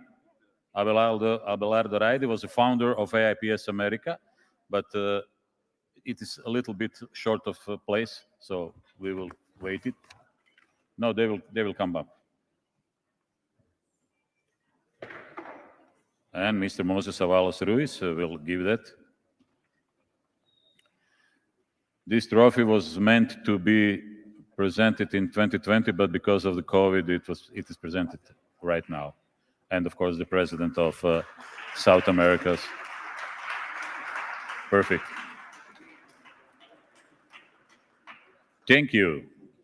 Thank you very much. But we are not done with ladies.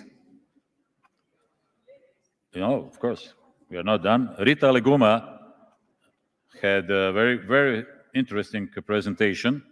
Rita, you are with us, yes? Please, come here.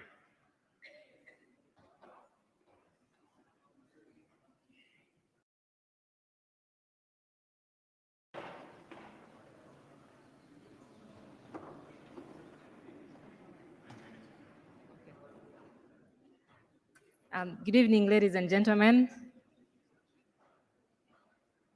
I'm so happy to be here. Thank you very much, AIPS, for giving us an opportunity, especially the young reporters. I'm one of the first young reporters for AIPS. I started in 2011, and I'm very happy that a lot has come out of me just because of the experience that I got from the Shenzhen University. I founded the Aliguma Foundation, an NGO that uses sports to address challenges in different communities in Uganda. And I'll not take so much time. Let us have the video play, so then I can conclude with that.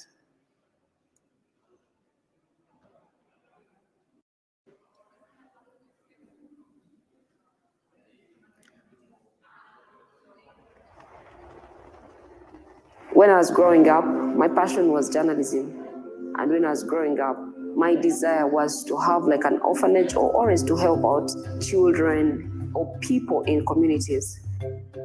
So in 2017, that is when I decided to officially register a foundation under my name, Aliguma, which is geared towards helping women in communities or in slums and their children. But I realized that, okay, since I'm a sports person with a sports background, why not use sport to bring change in these communities?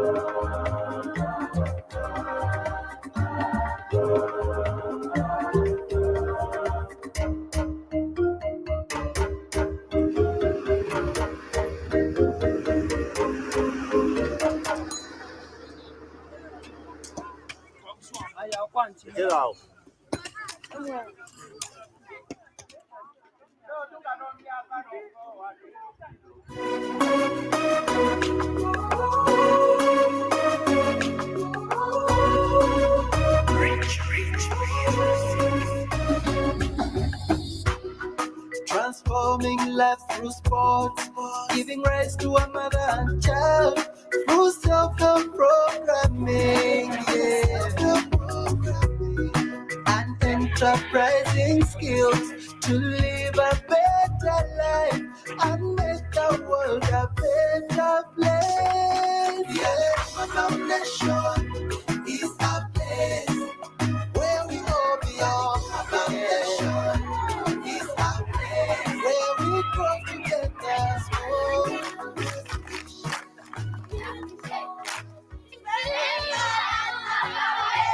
The love of Christ.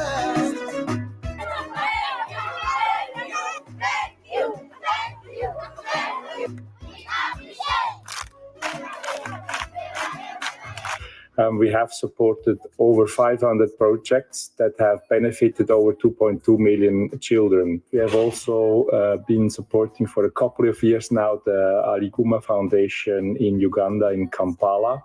The Aliguma Foundation is a very good partner for us that is actually working along our lines and is using sport to change the lives of children in the Acholi Quarter slums in Kampala. We have had so far a very good exchange, and we have a very good partnership with the foundation, and we support them as good as we can, and we really appreciate the work that the Aliguma Foundation is doing in these projects, and we hope that we can continue our partnership for many years to go. One is not always happy when one is good, but one is always good when one is happy. One is not always happy when one is good, but one is always good when one is happy. Transforming communities, and then we believe we can achieve this, and then the foundation is a place where we all belong. The foundation is a place where we grow together, as we share, as we care, the love of Christ.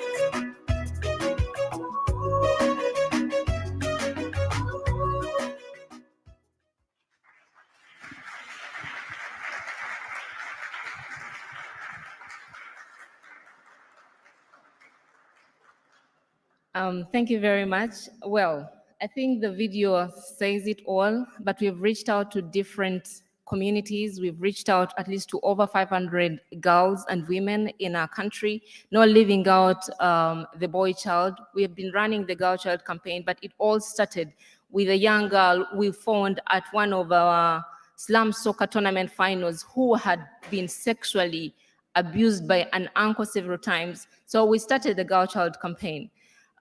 It's been running and it's going on, and we target to reach out to at least over 2 million girls and women in Uganda.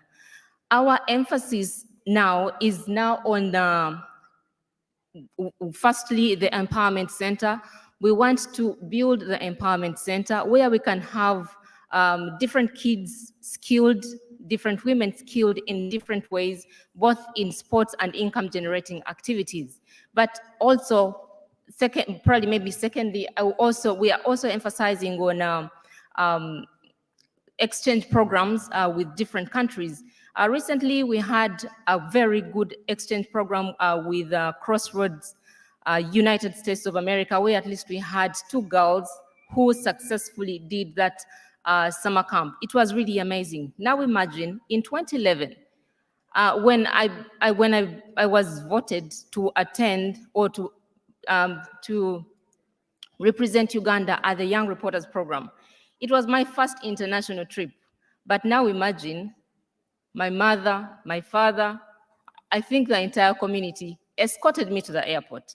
But now imagine some of the kids who come from such areas, how important it would be, especially with the exchange programs that we are continuing to have, we are continuing to embark on. How would their lives be changed? If my life changed, can't other lives change? Recently, we had Apio Nicole, who attended the Young Reporters Program in Italy here, Udine.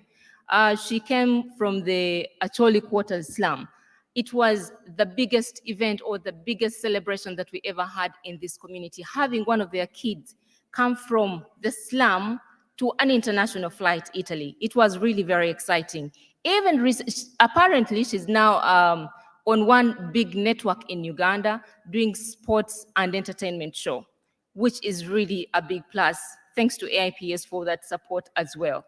But now think about other kids coming from different communities and having these exchange programs. I think it would mean a lot to our country, to even other countries. You never know, maybe even the young reporters across the globe will at one point come visit Uganda and probably maybe visit the Empowerment Center in the near future. We humbly request, or I humbly request, that if you have maybe exchange programs out there with different potential partners or with different individuals or organizations, please, we request you to come on board, to come and be a part of this big dream that we have towards changing lives in different communities. Just in case you have to contact me, you can maybe get us on www.aligumafoundation.org, or I'm still around, or you can contact maybe Gianni Mello. I'm appointing him as my personal assistant today. I'm joking. For any support, please reach out to us. Otherwise, God bless you. Thank you so much for giving us an opportunity.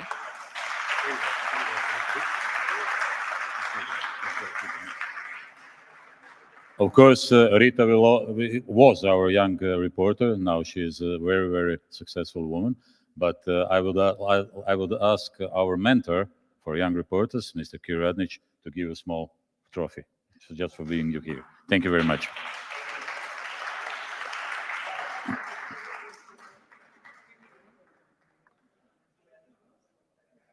She really deserves it.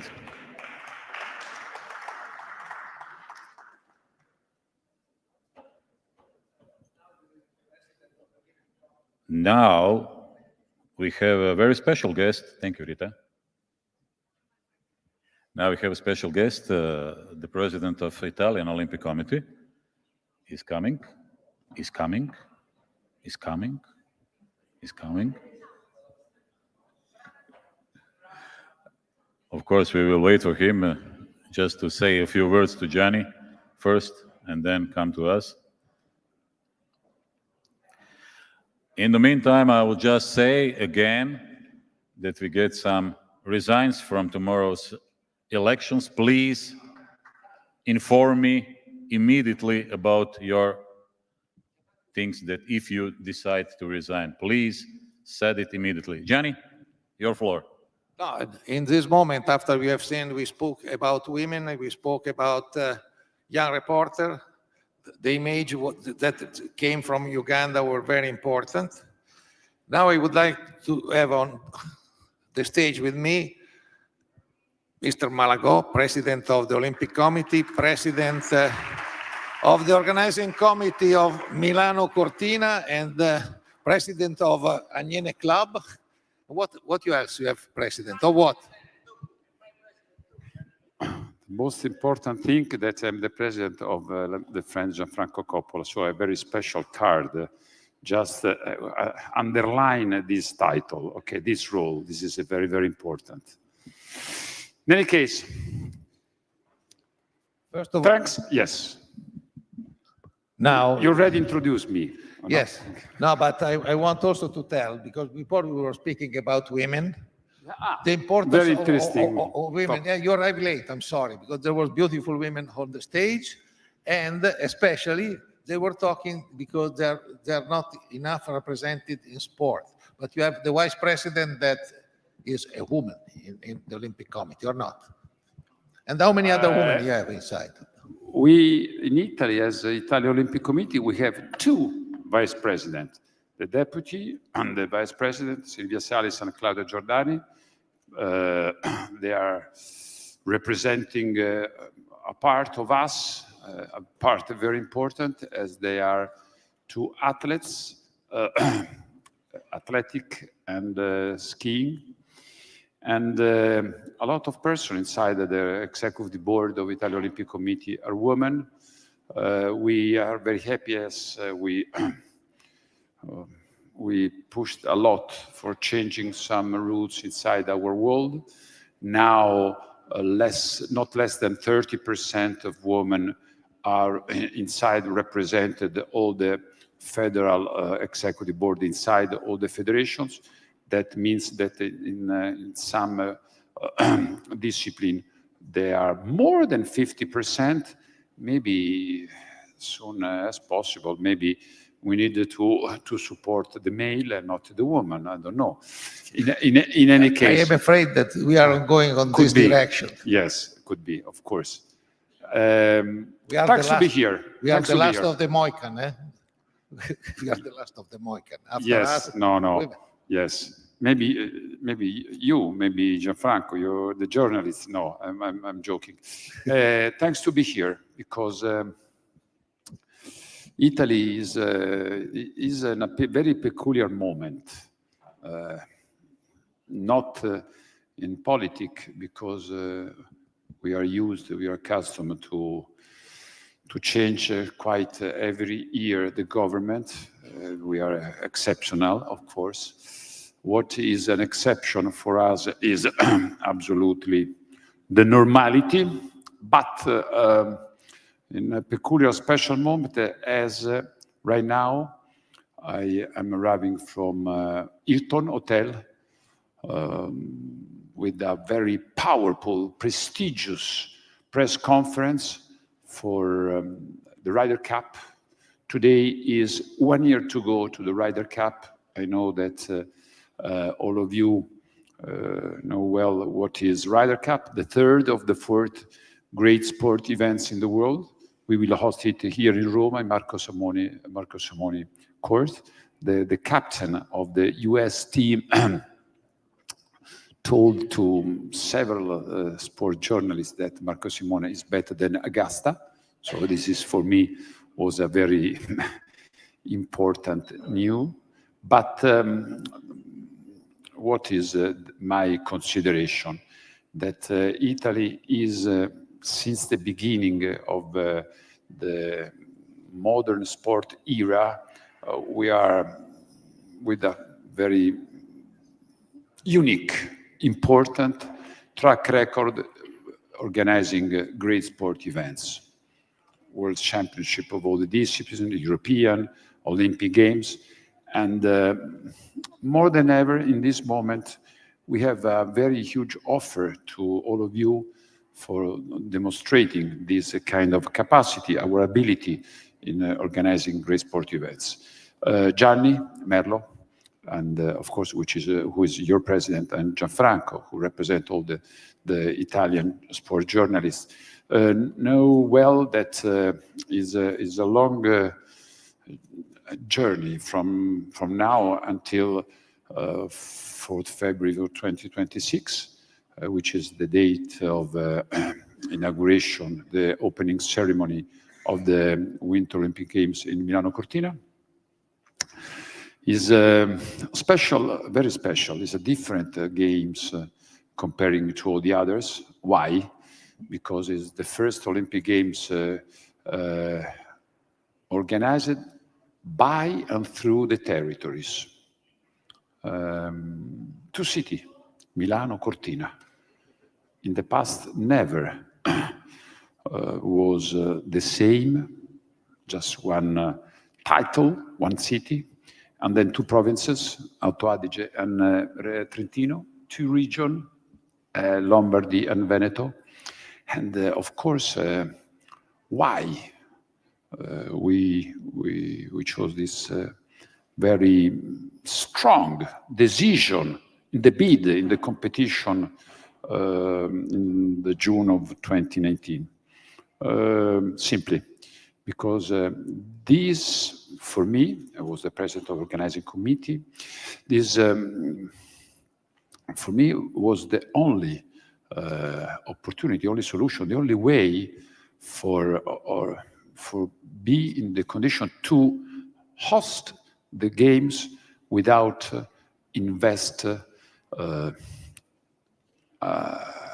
too much in consideration of the need about sport venue in a master plan of a Winter Olympic Games. So we decided to go to Anterselva for biathlon, or to Lago di Tesero for ski cross, or to Milano to ice hockey, or maybe to Verona for the closing ceremony for the Paralympic Games.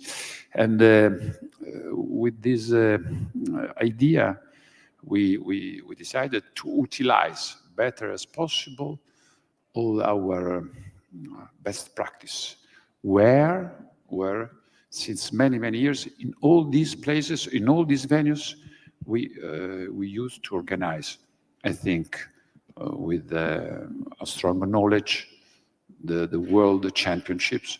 So the international federations supported us in this choice. And this example, I think, will be a case, a history case inside the bid of the games. I think, I'm quite sure, as an IOC member, that in the future, a lot of countries, a lot of cities will follow our example. Thanks for your job. Thanks to be close with our world. Thanks to be here. Viva Roma, viva lo sport, viva l'Italia. Grazie. I have to tell him that even the Olympic Games in these two cities, in this wide region from Lombardia to Veneto, will be also a new kind of challenge for us. Because for the first time, there will be perhaps three press center, and a lot of traveling or other situation. Because now the challenge is that, for example, ski is in two places, women in one place and men in another place.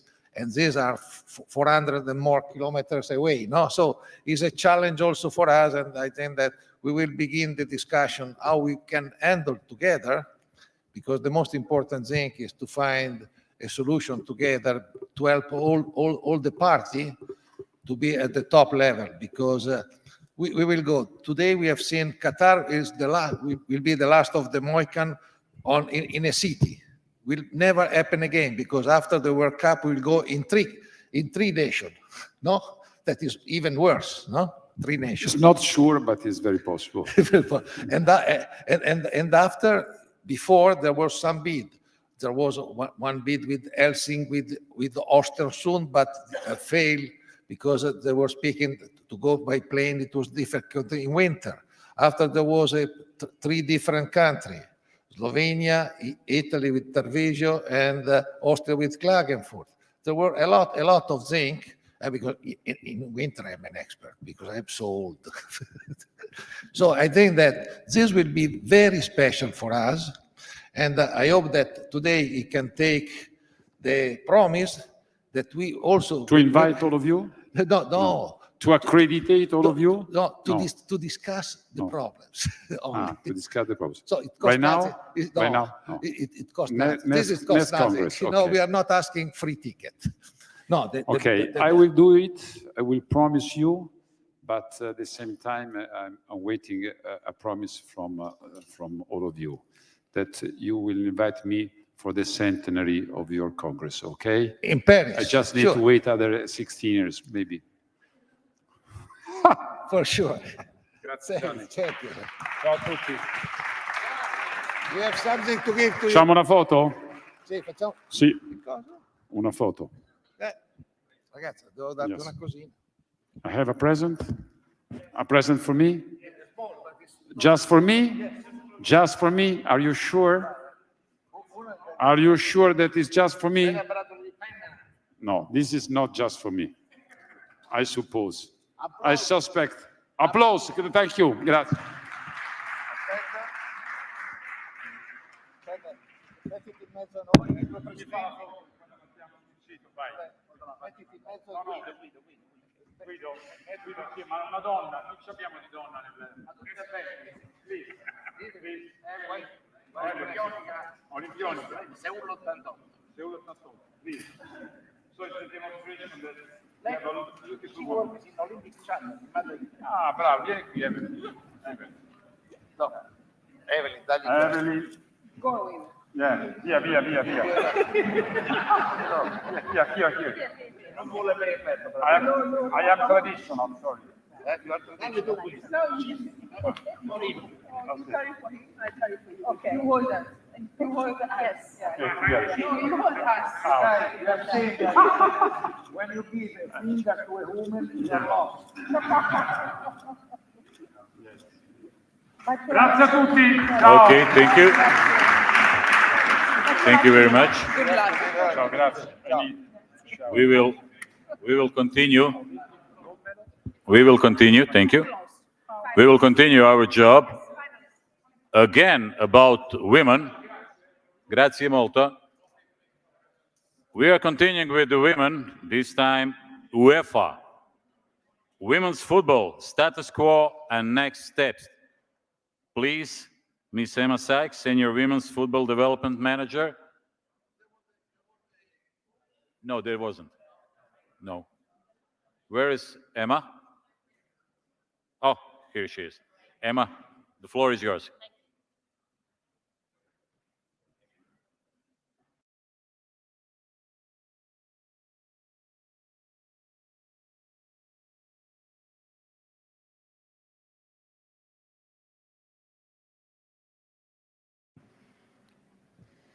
So, good afternoon, everybody. I'm delighted to be here with you all this afternoon. Thank you very much to AIPS for the invitation, and thank you for giving me another opportunity to talk some more about women's football.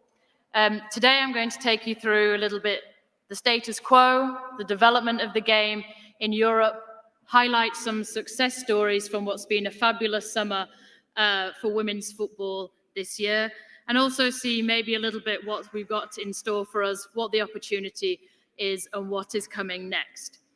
But before I get into everything, I wanted a little bit to ground us and to be able to kind of showcase a little bit where we're coming from in the women's game so that we can really put into context how amazing this year really has been. So I've just got a few photos for you here. So this image behind me is actually the first ever national team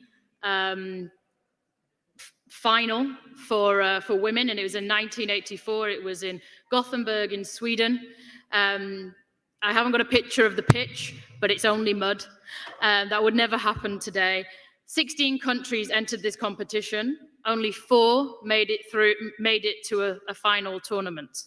So we've gone from days like this to moments like this. I'm sure many of you saw the incredible atmosphere, the scene, and the kind of Euro record-breaking tournament that happened just this summer in England. In the club game, we've gone from Arsenal, well, winning something, but winning in 2007, one of the great last two-legged finals of the Women's Cup, to the kind of extraordinary heights that we saw in the Camp Nou in Barcelona earlier this year, where there was a crowd of only over 90,000 people in the stadium. So this is the stark contrast of what's happened over the last 40 to 30 years. In no small part, thanks to the pioneers of many, many people who've really pushed the women's game, and also many people in the media who pushed women's football and women's sports when it wasn't the most popular thing to push, and it wasn't necessarily as mainstream as it is now. And I also appreciate that it's easy for me as football to say that we're more mainstream than ever, but women's football and women's sport still has a long way to go. Today in Europe, we're around 440 million women and girls in the population. The landscape for women's sport, for women's football is better than ever, but to be quite honest, it's by no means perfect, it's by no means equal, but it is moving in the right direction in every corner of Europe, from Iceland to Kazakhstan. What we've seen in the last 10 years is nearly an 800% rise in women's football revenues in our national associations, 140% rise in expenditure in those associations. Total media coverage of the game has doubled. I'm expecting that that's actually a bigger number post-Euro. We're having these record-breaking attendances of over 500,000 people watching and going to see matches of the UEFA Women's Champions League. We know that participation rates are 4 times faster for women and girls than they are for male football, and we now have, as of September, 3 professional leagues in Europe. So things really are moving at pace, and they're moving forward. This, for us, from a governing body perspective, is very much kind of due to that intrinsic correlation and combination of trying to ensure that we push our competitions, but also the development programs, the development pathways that both increase the professionalization of the top end of the game, as well as improving the numbers at the bottom end of the game. What I'm going to do for the first half of this presentation is really take you through that elite landscape, what it looks like across Europe in quite a lot of detail. But first of all, I just want to quickly touch on how our national associations, the members of UEFA, consider the women's game, and also a little bit about the grassroots. To date, there are 44 of our member associations that have a strategic direction for women's football. So 2 years ago, that was only 24. So we've really improved if we talk about the direction and the priority that the women's game is having across our members. And you can see here on the screen the top priorities for the women's game for those associations in those 44. What's really interesting is that all of a sudden sustainability has become a key pillar for most federations. How do we make women's football sustainable? That's not only just from a revenue perspective, but that's also from a coverage perspective, from a staffing perspective. How do we make sure that the game can become more self-fulfilling? There's no surprises that top leagues and senior national teams are priorities for our national associations. But what is consistent throughout every single one of our members is that participation is always the #1 priority. It's always the top of the goals list.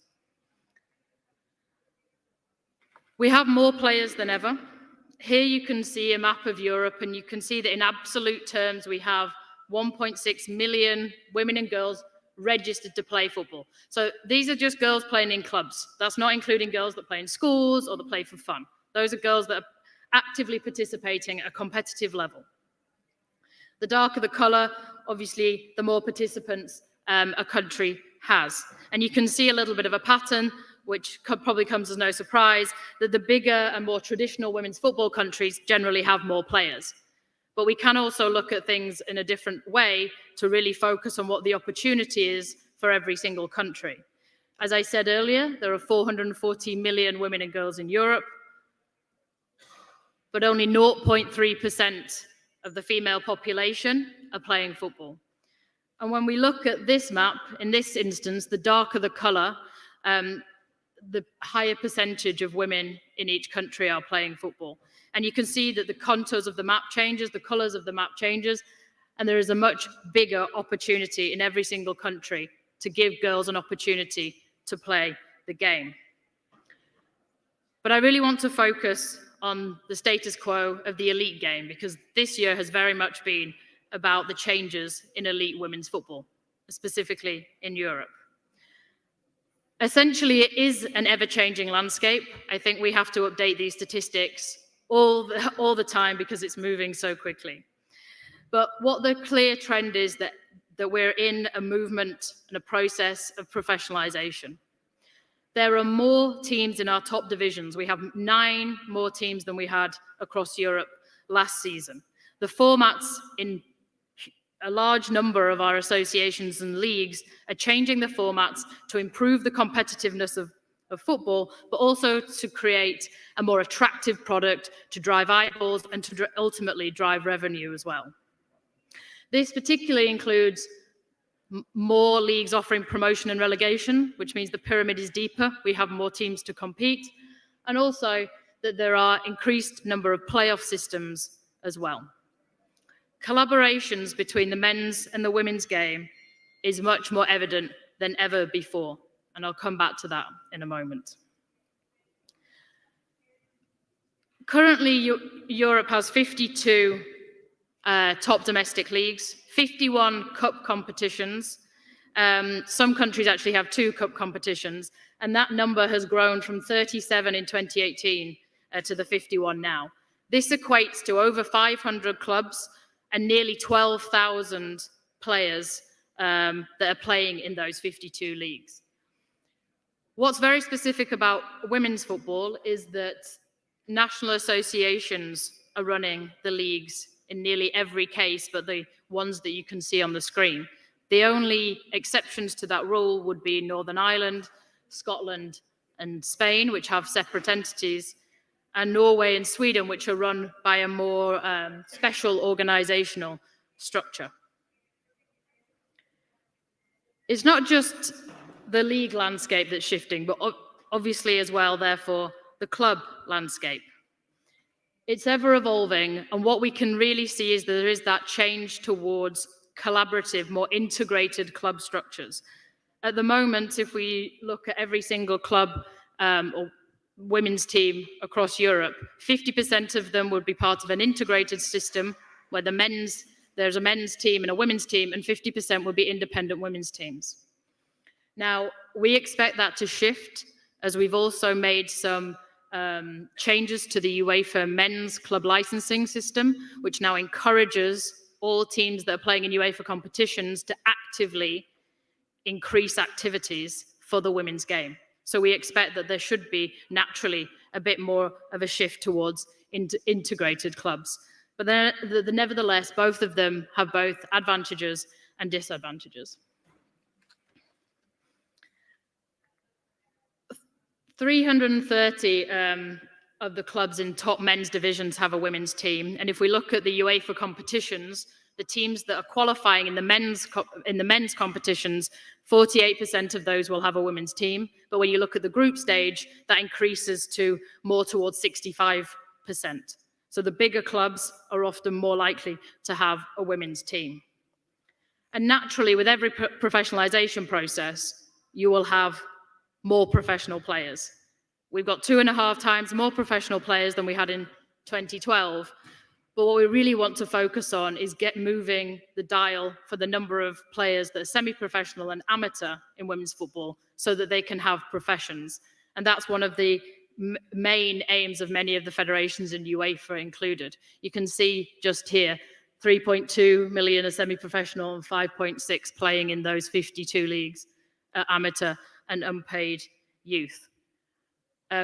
England have some great examples of using regulatory change to push forward professionalization for female athletes in both their first and their second tier.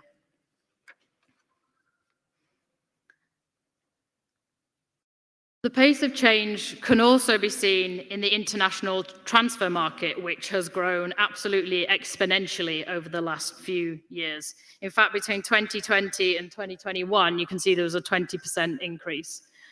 There's a huge consistent growth, and it's very clear that Europe is central to the transfer market. So Europe has 50% of activity with European clubs involved. 71% of fees involve a European club. Sweden, actually, last year was the highest engaging nation in Europe. The amounts are nowhere near as big as they are in the men's game. But what's really important for us to look at is actually that rate of change. It's consistently improving year on year. It's getting bigger and bigger, and the jumps in terms of fees are also increasing quite exponentially.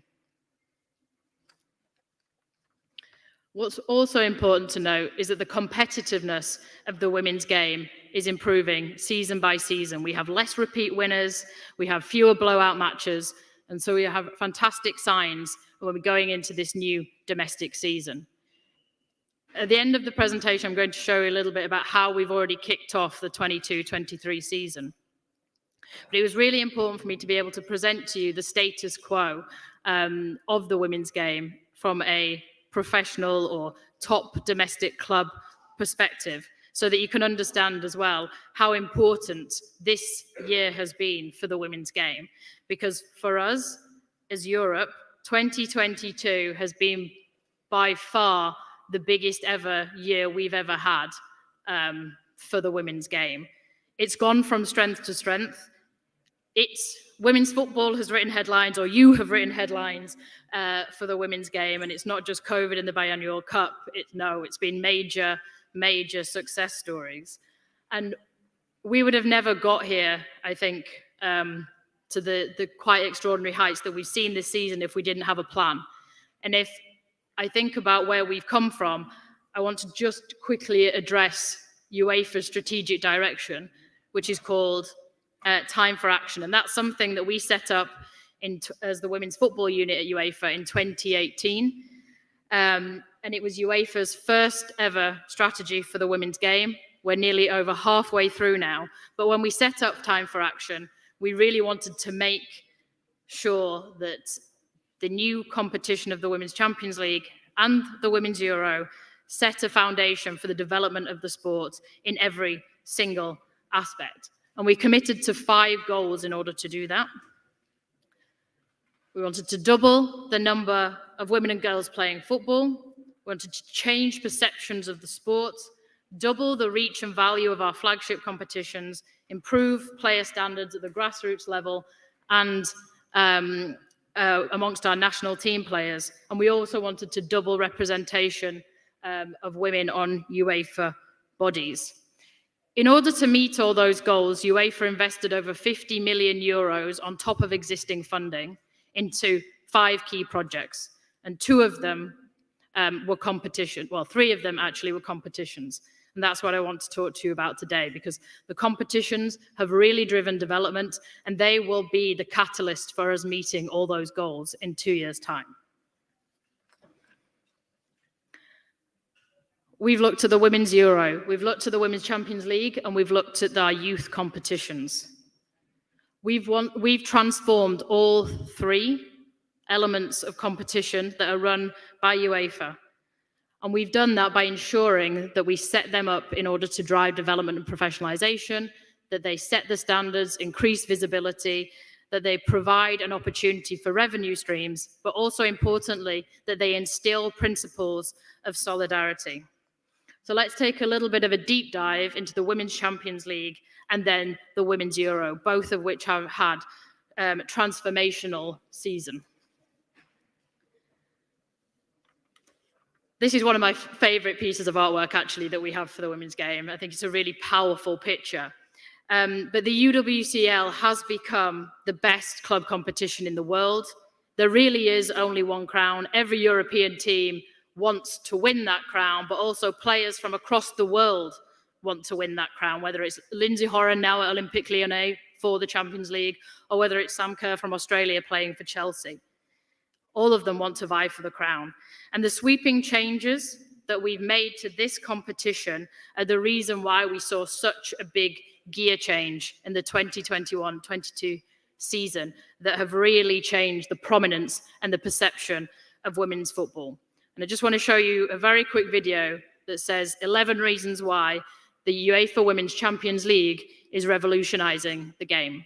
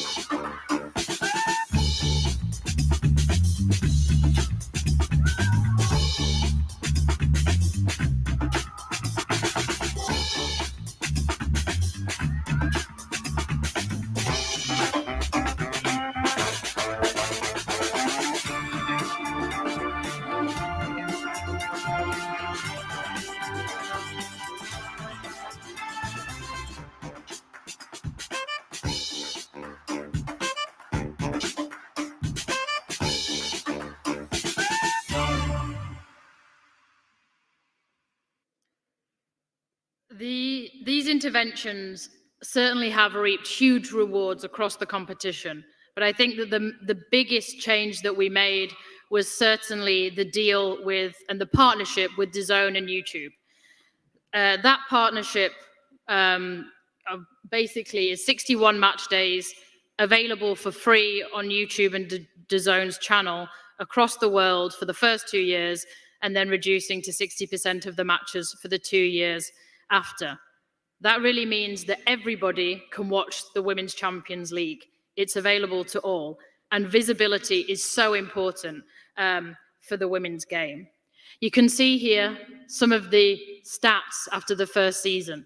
64 million views from people in over 230 countries watched the competition last season. 3.6 million people tuned in for the final. Now, to put that in context, the year before was less than half of that number of people who watched the final. Big stadia are opening their doors to the women's game. We have club record attendances in multiple countries, and we have nearly 600,000 people going to watch and sit in the stadiums for this competition. And we're hoping that due to the success of last season, the success of the Euro, the group stage starts in a few weeks, that those numbers will tumble and we will beat them once again. I think it's very clear that we don't have to wonder anymore if we give that stage of visibility to the women's game. People are interested and people want to watch. And that was clear as well from the Women's Euro. Then that same narrative was put forward in England 2022, just 1 month after the final of the Women's Champions League. Not only did Women's Euro promise to be the biggest UEFA Women's Euro ever, which it most certainly was, but it was promised to be a tournament of firsts and a tournament of records. And this one-pager showcases all the firsts and all the records that were broken over the incredible summer that we've had back in England. There were nearly 600 journalists and photographers on site for the Women's Euro. Nearly 200,000 articles were written during the 1 month of the tournament. If we think about what happened on the pitch, there was a significant improvement in technical quality. It was the biggest invested Women's Euro ever, which ensured better services to teams and ultimately improved the fan experience for people, whether they were watching in the stadium or watching on TV. In fact, over 360 million people watched the Women's Euro globally, 50 million for the final, which was a huge increase on the 2017 stats, and nearly 575,000 people went to the stadiums from rainy Manchester in the north to the sunny Brighton in the south. It really was an incredible moment for women's football. But perhaps I think the most important takeaway from Women's Euro is the aspect of legacy. And I think that's something we don't talk enough about when we're talking about sports competitions. Because I think Women's Euro is likely to be one of the few sporting events that really has a true and intentional legacy. UEFA, together with the English FA, started well before the tournament in deciding that there needed to be a legacy from this competition. UEFA gave 300,000 euros to the host cities in order to set up a legacy program.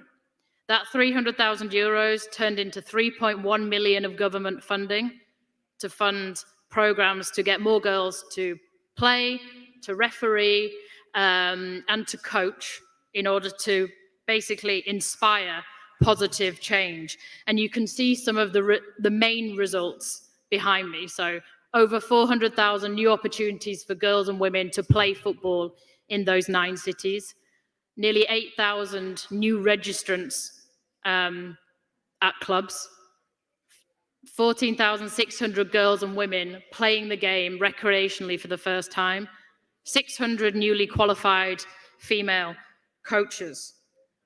But this is only half of the story. The legacy work continues. The legacy programs are continued to be funded thanks to another 1 million injection post-tournament. But also what Women's Euro really did for legacy and for the women's game was change perceptions. Around 2 in 5 of the general public in England have said that the Women's Euro has made them more interested in women's football as a sporting product. The Women's Euro was literally on the front and the back pages of newspapers across the world, from The Guardian to The Bild and round again. From our perspective, that's never happened before in women's sport in Europe.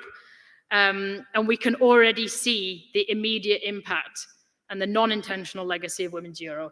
It seems to have created a halo effect across women's sports, where attendances are up across women's sports, irrespective of whether it's football or something else. The immediate impact we saw, of course, in the domestic leagues. We've seen it in England in the WSL. So this is the North London derby, Arsenal versus Tottenham, the first major game in the Emirates since the Women's Euro.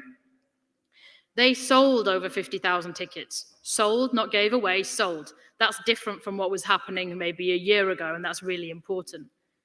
Chelsea and Arsenal sold out all their season tickets. Leicester City has sold 50% more than they had the year before. Clubs and grassroots clubs are reporting huge changes, huge numbers of girls who are wanting to play the game. In fact, they're telling us that they've reached capacity. Brighton and Hove Albion had 50% more girls sign up for places that they had on their program. That's incredible, and it's a nice problem to have, something that we definitely need to work towards. But it was also a problem that the DFB commented about in the media a few days ago, saying basically that they had too few numbers of teams for the number of girls who wanted a place. This is a picture of the opening game for the Frauen Bundesliga, Frankfurt versus Bayern Munich, which also had a record-breaking crowd. But it's not just England and Germany that are seeing the results we've had. Attendance records broken from Switzerland to the Republic of Ireland to Italy. And we've had smaller associations also, like Iceland. I'm not going to, unless there's somebody Icelandic in here that wants to translate for you. This is the table that refers to the TV programs that got the highest viewership in a given week in Iceland. Iceland versus Belarus had the highest for the week. The week after, Iceland versus the Netherlands did the same again. Now, these are just snippets, a little bit of information that we feel really demonstrate the practical nature of the impact of Women's Euro on the wider ecosystem of women's football. But I do think that it was best said at the very end of the Women's Euro, when the TV pundit Gabby Logan referred to a famous piece of British commentary from the World Cup in 1966. That's a very long time since we've won a trophy, but with a twist for the women's game. You think it's all over, it's only just begun. Because although I showed you all that imagery at the beginning of this presentation from 1964, and to be honest, I could have shown you something from 1920 as well, for some people it has only just begun. And that means that we have a huge opportunity with this sport to take it to new heights. Because to be honest, we have more players, more coaches, there are new revenue stream opportunities, new partners, there's brand diversification, and there are new fans and new members. Every league and every club involved in the women's game, and also some not, want to invest in women's football, and they want to invest in it now. This is one of the reasons why, as UEFA, we decided to put together a project to be able to demonstrate the value of women's football across Europe and provide those unprecedented insights into consumer interest, into engagement, into image, into the sporting elements of the game, to really make sure that everybody had the right information when they wanted to invest to develop the sport. And we hope that this project of the business case for women's football really sets the standard for what needs to happen for the elite game. Many of you might have seen this, and I'm coming to the end now of my presentation, but I wanted to take some of the highlights from this rather lengthy report to showcase to you today so that you can really see how far the women's game can grow. The first thing that we found from this project was that success matters. Like in all sports, women, it's not just the nice things that people want to see, the fans want to see, the investors want to see. Success matters. It matters to fans, it matters to clubs, and it matters to leagues. Not only does it matter, but women's football clearly has a unique opportunity for different clubs and to be able to and associations to be able to compete at the very highest level. We have new and bigger audiences than ever before in the women's game. So today we have 144 million people in Europe that are saying that they are a fan of women's football. That's 21% of the adult population. Women's football is already the fastest growing of all sports in terms of fan base. And we know that 60% are following for less than 5 years. That means we're bringing in new fans to the game. Almost 1 in 3 fans of the women's game are new to football. That's 47 million. Women's football fans are the most progressive have the most progressive values in sport. This is a highly attractive proposition for everybody. And we've already seen the potential directly in the evidence that we found from our competitions last year. We expect this number of 144 million to grow to around 328 million in this next decade. We saw at the Women's Euro that as the competition went on, fans that were in the stadium became more female, they were younger, and they were newer to the sport of football. That's a huge opportunity for sport, not just for UEFA. That's a huge opportunity for sports and for women's sport. I only have 3 more slides, but one that I did want to put forward for you is the more visibility is essential. This is something that we can all do, and we can all do together. We saw it in the Euro, and we saw it in the UEFA Women's Champions League, who has a mantra with the more eyes, the more we rise. The more we can get people watching, seeing, reading, learning about women's sport, the more this sport can grow. And the more it can grow, the higher the commercial revenue can be, which can be driven back into the game. We predict that there's a 6-fold increase over the next decade for the women's game in Europe, so that it can cement itself as the most commercially valuable sport property, as well as being the fastest growing of all sports. So, ladies and gentlemen, you can see that we're in a great space. There's still an awful lot of work to do. We know that the next 10 years will be better than the last 10 years. What's next for UEFA? Well, the group stage is kicking off in a few weeks' time. The final of the Women's Champions League will be here at the Philips Stadium in Eindhoven. There'll be a new qualification pathway for senior national team competitions being announced shortly. The Women's Euro bidders will be announced in January, so we will see where we'll be going for 2025. And the next strategic process for UEFA and the goal setting for women's football will also be starting next year. Thank you very much.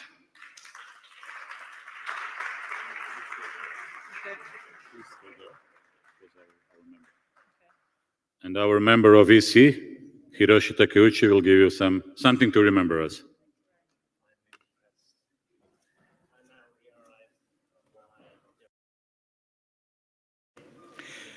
Please prepare Mr. Ant Jaworski, member of a local organizing committee for Special Olympics World Games Berlin 2023.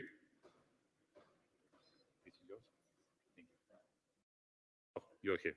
Thank you very much.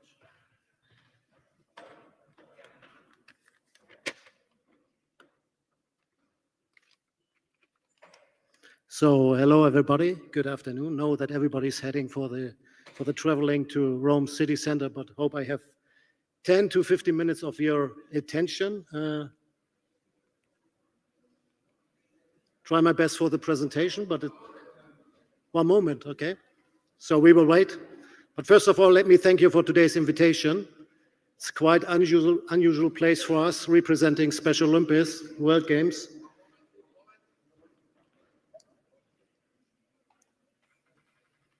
There we are. So also from him, happy welcome. We went through a lot of presentations today, but what I keep in my mind was unusual is not bad, and that's true. There's a truth in it. And this morning we had a discussion in a panel about robotics and journalism. And today I would like to present you a topic which is really unusual and has nothing to do with robotics. And I hope that I will be able today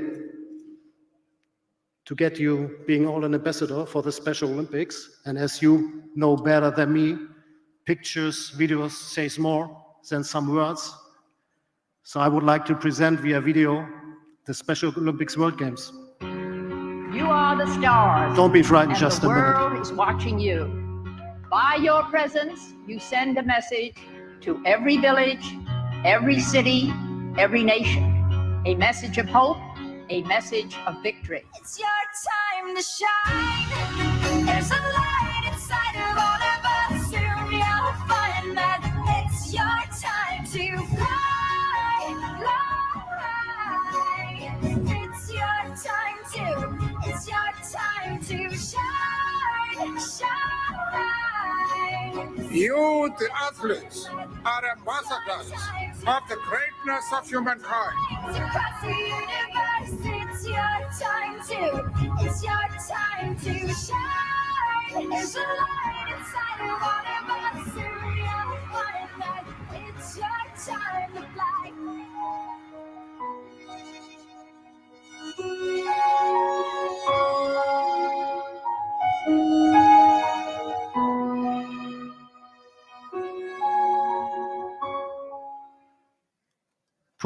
Yeah, I always get a smile when I see this video, but some of you may not know Special Olympics, what it's all about. So Special Olympics and the movement was founded in 1968 by Eunice Kennedy Shriver. She already started in the early 60s with some Shriver camps for children with special needs. This was the impact, and it's about honoring all the athletes with intellectual disabilities. So from our side, everybody is a winner. It's not a position number one, number two, number three. It's about everybody, and it's about sports and this truth and this friendliness and the respect. And you see in this picture our chairman, Timothy Shriver, with our athlete spokesman, Mark Solomeyer, and Nyasha. You will see Nyasha again in, I think, 2 or 3 minutes again. So we will have the Special Olympics World Games next summer in Berlin. And as you can see, we have biannual World Games, Winter World Games and Summer World Games. Next one will hopefully take place in Australia, the Summer Games. It's the #1 inclusive sports events worldwide, and it's IOC recognized. So we are giving it a platform for people and especially athletes with intellectual disability, the home, the platform to develop. And crunching some numbers, because we heard a lot of numbers today. We talk about 200 million people worldwide with intellectual disabilities. That's quite a lot. That's not a small group. And we're not talking about people you can put on the wall or in the corner. They are there, and they have a face. And the goal of Special Olympics, sure, is really to give them a face and also to create and to gain more recognition for them. And at the end of the day, more participation in normal life in the society through sports. That's the main ambition of us and the main ambition of Special Olympics. Breaking this down, because we're discussing the Special Olympics World Games in Germany, in Berlin next year, breaking this down to the German numbers, we talk about 7.9 million Germans with disabilities. From that, we talk about 320,000 people with intellectual disabilities and 1 million family members which are affected by the athletes, by the people living in Germany. They're quite big numbers we are working on. And when we mirror the numbers to the current situation, it's quite disappointing. When you see that less than 1% of sports clubs in Germany are inclusive, when you see that 92% of athletes in Germany with intellectual disabilities do not any sports, this is something we would like to work on. And I will explain to you later on how we work on this, because we think that it's worth it to have an inclusive society. And you see the statement of our former Chancellor, Angela Merkel, people are not disabled, they are restricted. And it's like that. They have a different attitude, there's a different approach, because everything what is for us is normal, for them it's not, especially when it comes to daily life. And you see, we have the founding from the German government, we have the founding from the Berlin Senate, and we are not using the Special Olympics World Games just as a one-stop event, because it's a huge event. I will show you later on some figures. But we create a kind of legacy express. You heard about legacy before when it comes to women football in UEFA Champions League. We create the same, more or less in a different way and with different aspects for us for the World Games, because we would like to create a long-term perspective for our athletes, and more on this for the people with intellectual disabilities based on the World Games. That's a different approach than previous events. And when it comes to the Special Olympic World Games, we talk about the third largest multi-sports event worldwide. It's the world largest inclusive sports event. And after the Olympic Games in Munich in 1972, some of them might remember them, we're not so happy about some things, you know this, but it's the first big multinational event in Germany. We're not talking about the World Cup because it's not a multinational sport event, but it's the first time Germany will host a lot of athletes and a lot of families on this. It will be a huge happening. And our vision for the World Games is really to create an inclusive society driven by the power of sports. This is our main vision we have. And of course, our goal is to create close encounters, to change attitudes, to change consciousness in the society, because we already reflected that if we create close encounters, we don't have any barriers anymore. This is our main statement. And we work on different concepts. One concept is exactly, I described the legacy approach. So we designed already unified generation programs for schools, for university, for sports club, just to increasing the bad numbers I showed you before about the less than 1% of sports clubs are inclusive. The second one is we're handling a green games concept. So we want to be emission-free for the whole event. So discussing this also with our big partners, we are quite confident to deal with that when it comes to electromobility, when it comes to waste. So really to have I hope, a clear zero on this when it comes to emission and to waste, but we are on the best way to do this. Another concept is our host home program. This will be and is the biggest inclusive program we have in Germany ever. So 206 communities in Germany will host 190 delegations and host them.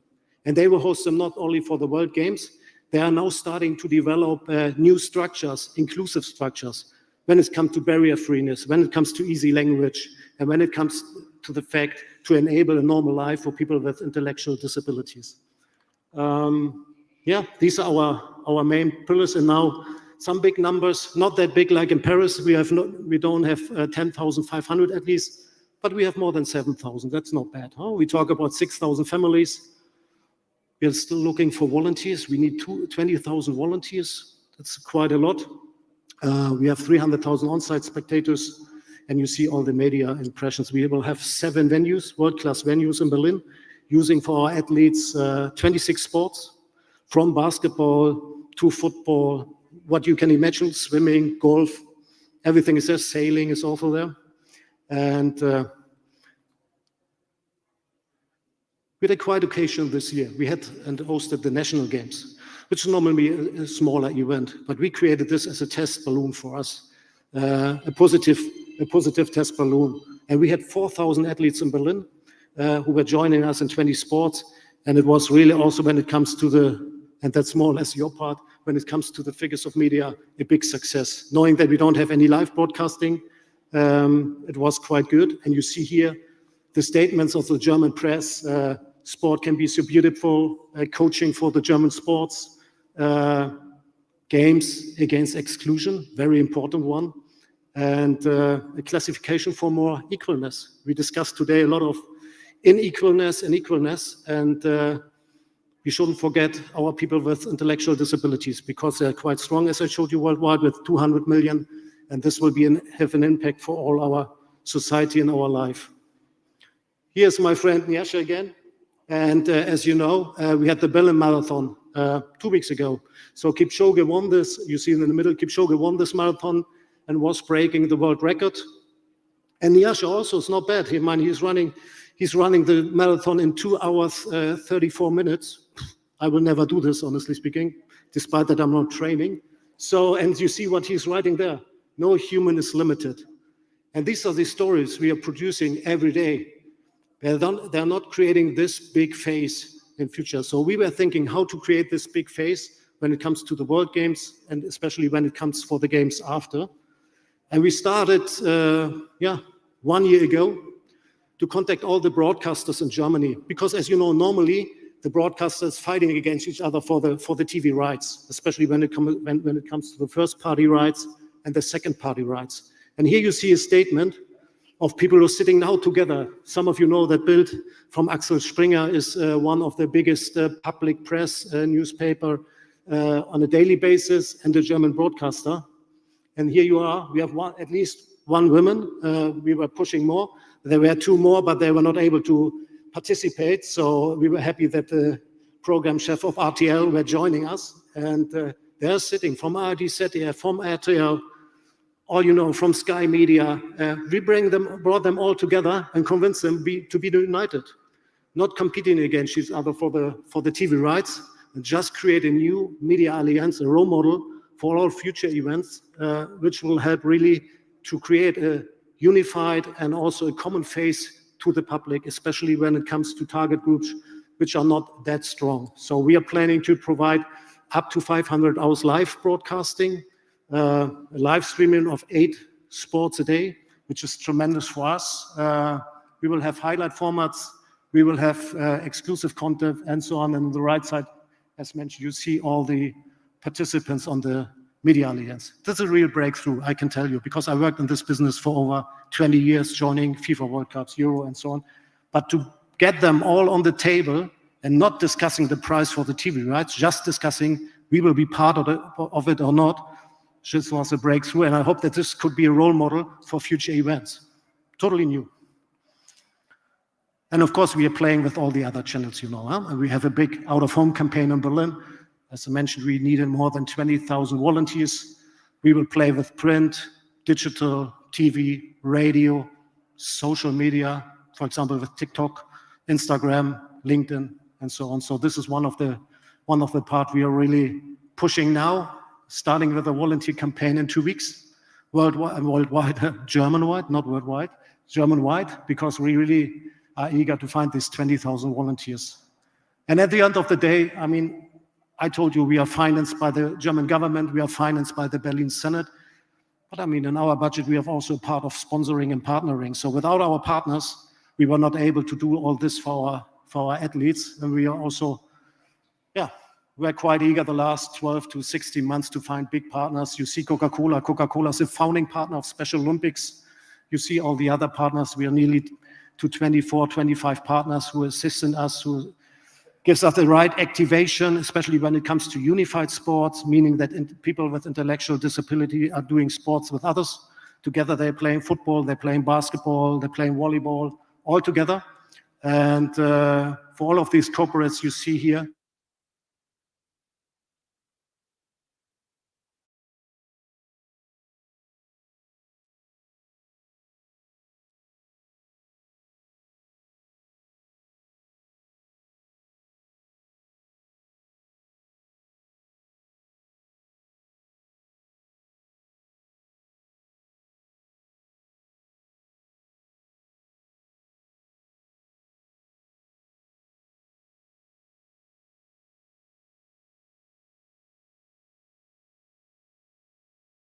how lucky we all are in this room in comparison to other ones. And I hope I had 10 minutes, 10 to 15 minutes. I hope I could convince you a little bit being an ambassador in our movement. And for sure, would be great to see you all in Berlin next year to celebrate the Special Olympic World Games. So thank you very much. It was a quick run through, but yeah, but I hope we can have some bilateral discussions afterwards. So I hope I'm in time. Please stay with us. Yeah. Evelyn, would you be so kind to give a small trophy to our guest? Because it was very interesting. Thank you very much. Hope to see you in Berlin. Yeah, you're all invited. So. Okay, we are all invited, you see here. For the tickets. Thank you very much.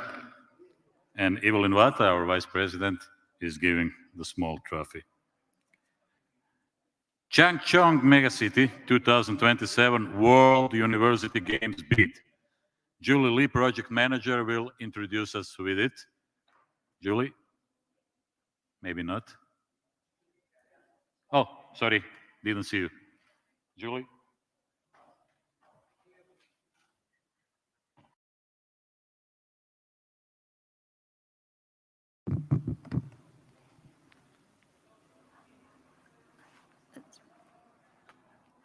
Hello, everybody. Thank you. First of all, it's okay. Oh, yeah. Thank you. First of all, on behalf of the Chungcheong 2027 bid committee, thank you for inviting us today, and Mr. President and Mrs. Morris, Honorary Secretary General, to give us a wonderful opportunity to introduce ourselves today. I know you guys are ready to call it a day. I can imagine it's a really long day. So I tried to make a short presentation about the Chungcheong 2027 candidate city. So please let me begin with a brief introduction of the Chungcheong region. There is a Korean say like, if you want to go far, go together. So Chungcheong Megacity made a special joint effort with two cities and two provinces to host the 2027 FIFA World University Games, which never tried before. So first city is Daejeon. Daejeon Metropolitan City is the home of the science and technology. We call it the Silicon Valley in Korea. So Daejeon will be host about FIFA headquarters and also opening ceremony in there.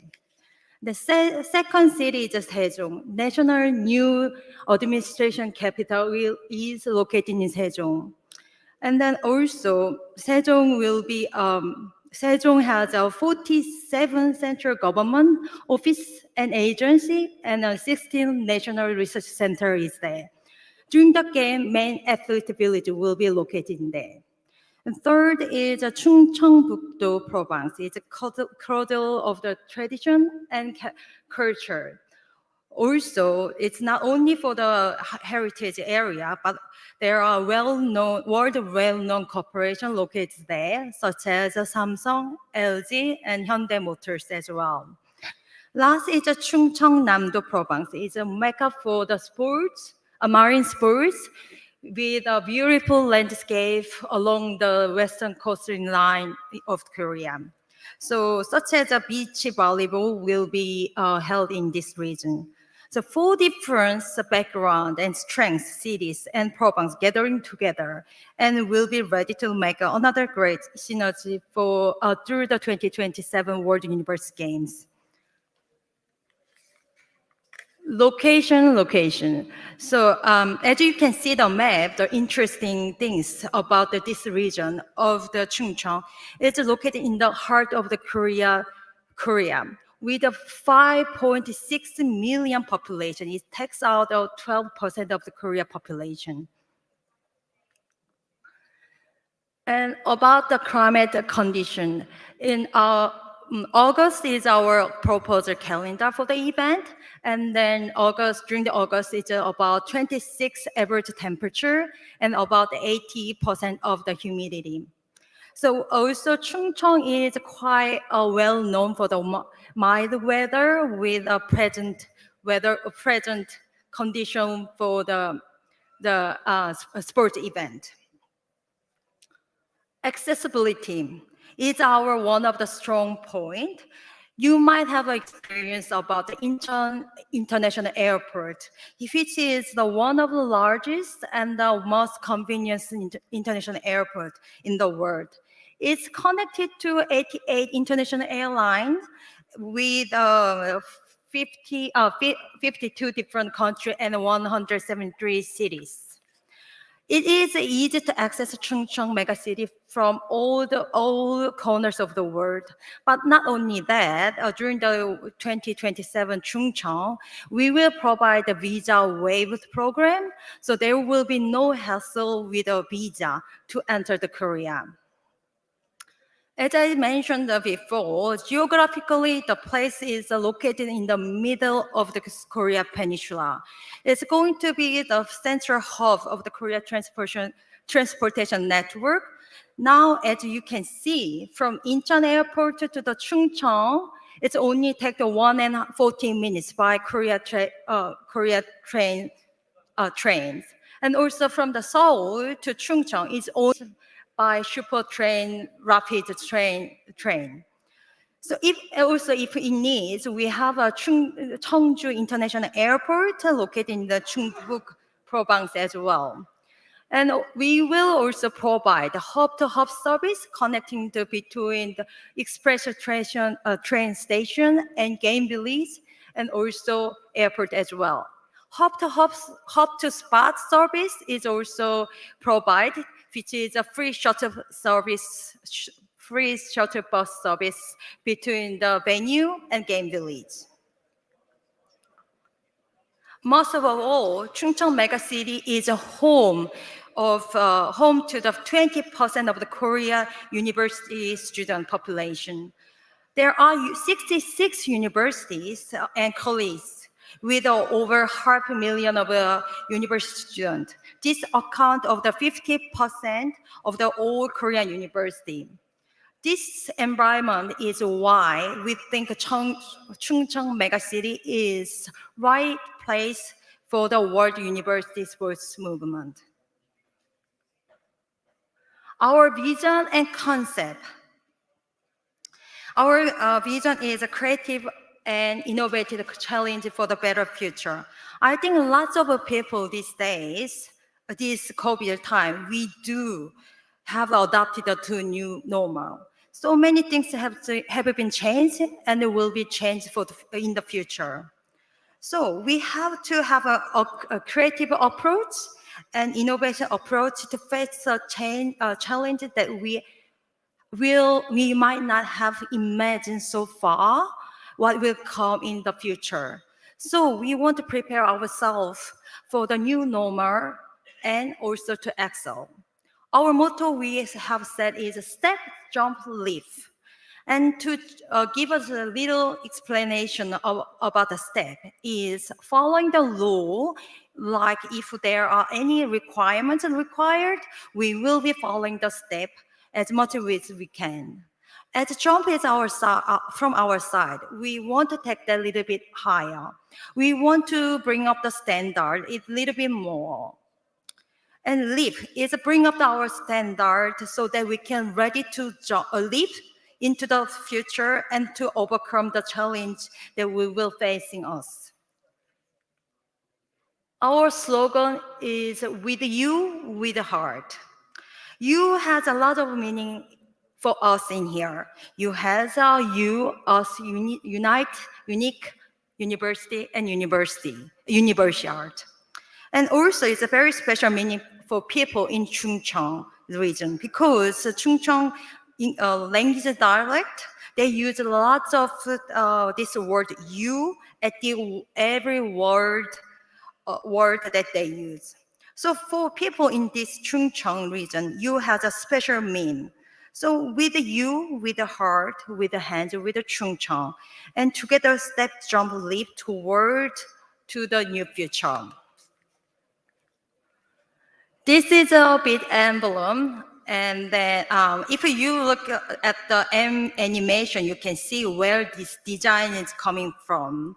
So interesting is the character inside of this emblem actually come from the first alphabet of the Korean word Chungcheong is up there.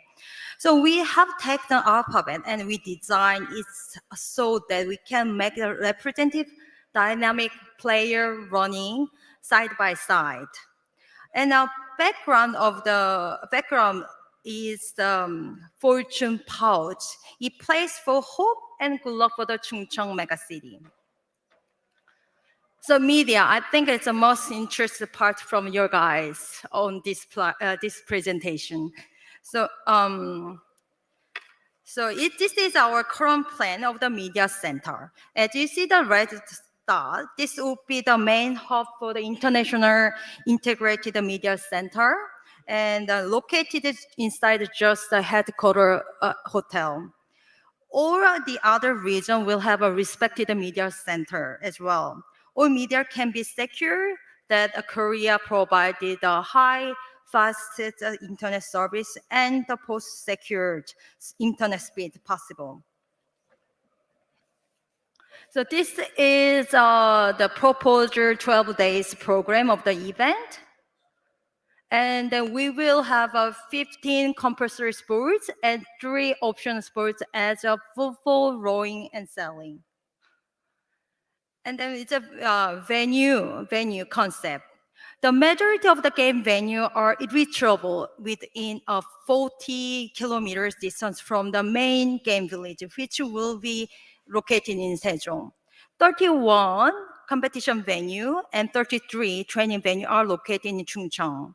11 will be located in Chungnam, 3 in Sejong, 4 in Daejeon, and 10 in Chungbuk. Now, out of 31 venues needed, 20 of them are existed. Only 1 will be newly built permanently for Chungcheong 2027. 9 of the game village will be a game facility will be built regardlessly of the university because they already have been planned.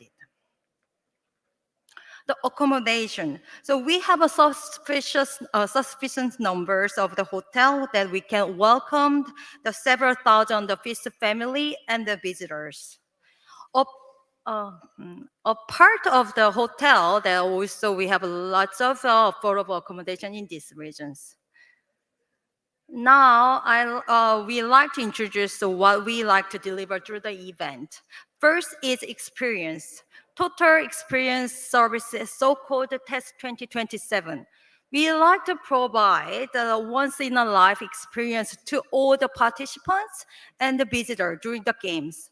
We will provide the best experience about the Chungcheong and Korea with a tour and food, healthcare, and also a culture experience, so much more. TEST 2027 is the program developed for enhancing the experience of the Chungcheong 2027 for all participants.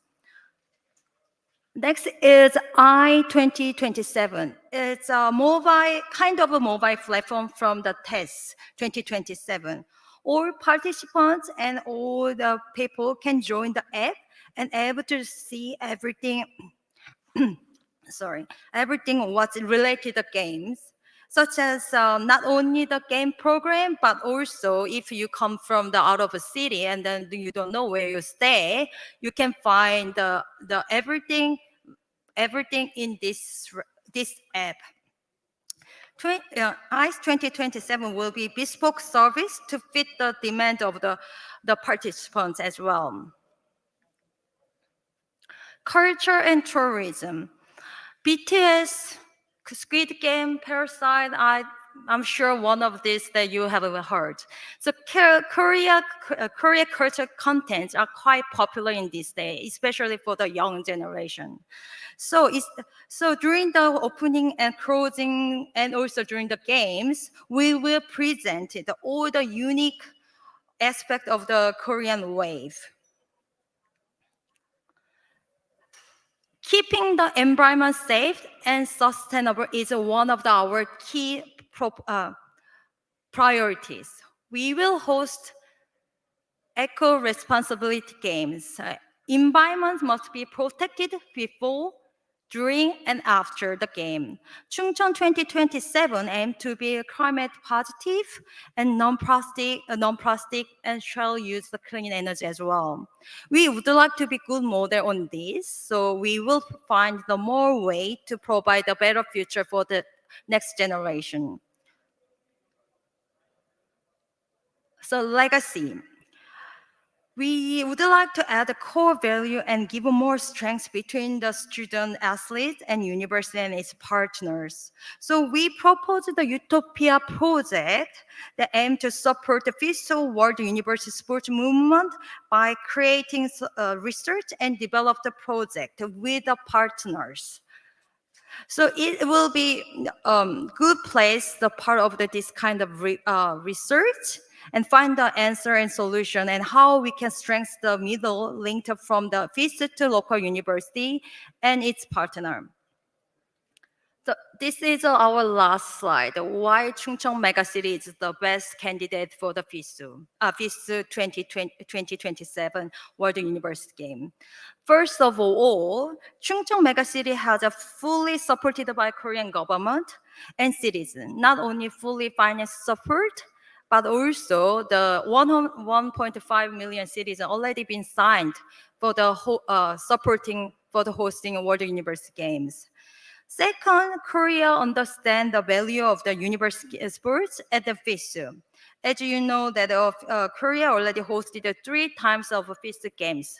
First was 1997 Muju Jeonju Winter Universiade, and 2003 Daegu Summer Universiade, and 2015 Gwangju Summer Universiade. Every game made the best event in FISU history. Now, it will be our first times. We will guarantee that we will beat our old record as well. Last, Chungcheong Megacity is capable of setting a new standard for World University Game. So we are ready to jump and live into the new chapters in the World University Game. Hopefully, we can welcome you all in the Chungcheong 2027. Thank you so much.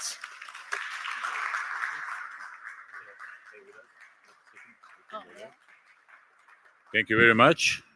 And I would like our Vice President, Mr. Charles Kamanzuli, to give you a small memory. And newly elected European President. Congratulations, Charles. Ladies and gentlemen, this is all for today. Next step is 6:30 buses, which will take us to the stadium. Tomorrow morning, we will close the doors at 9:30. Who is in will vote. Who is out will not vote. 9:30 here. Thank you.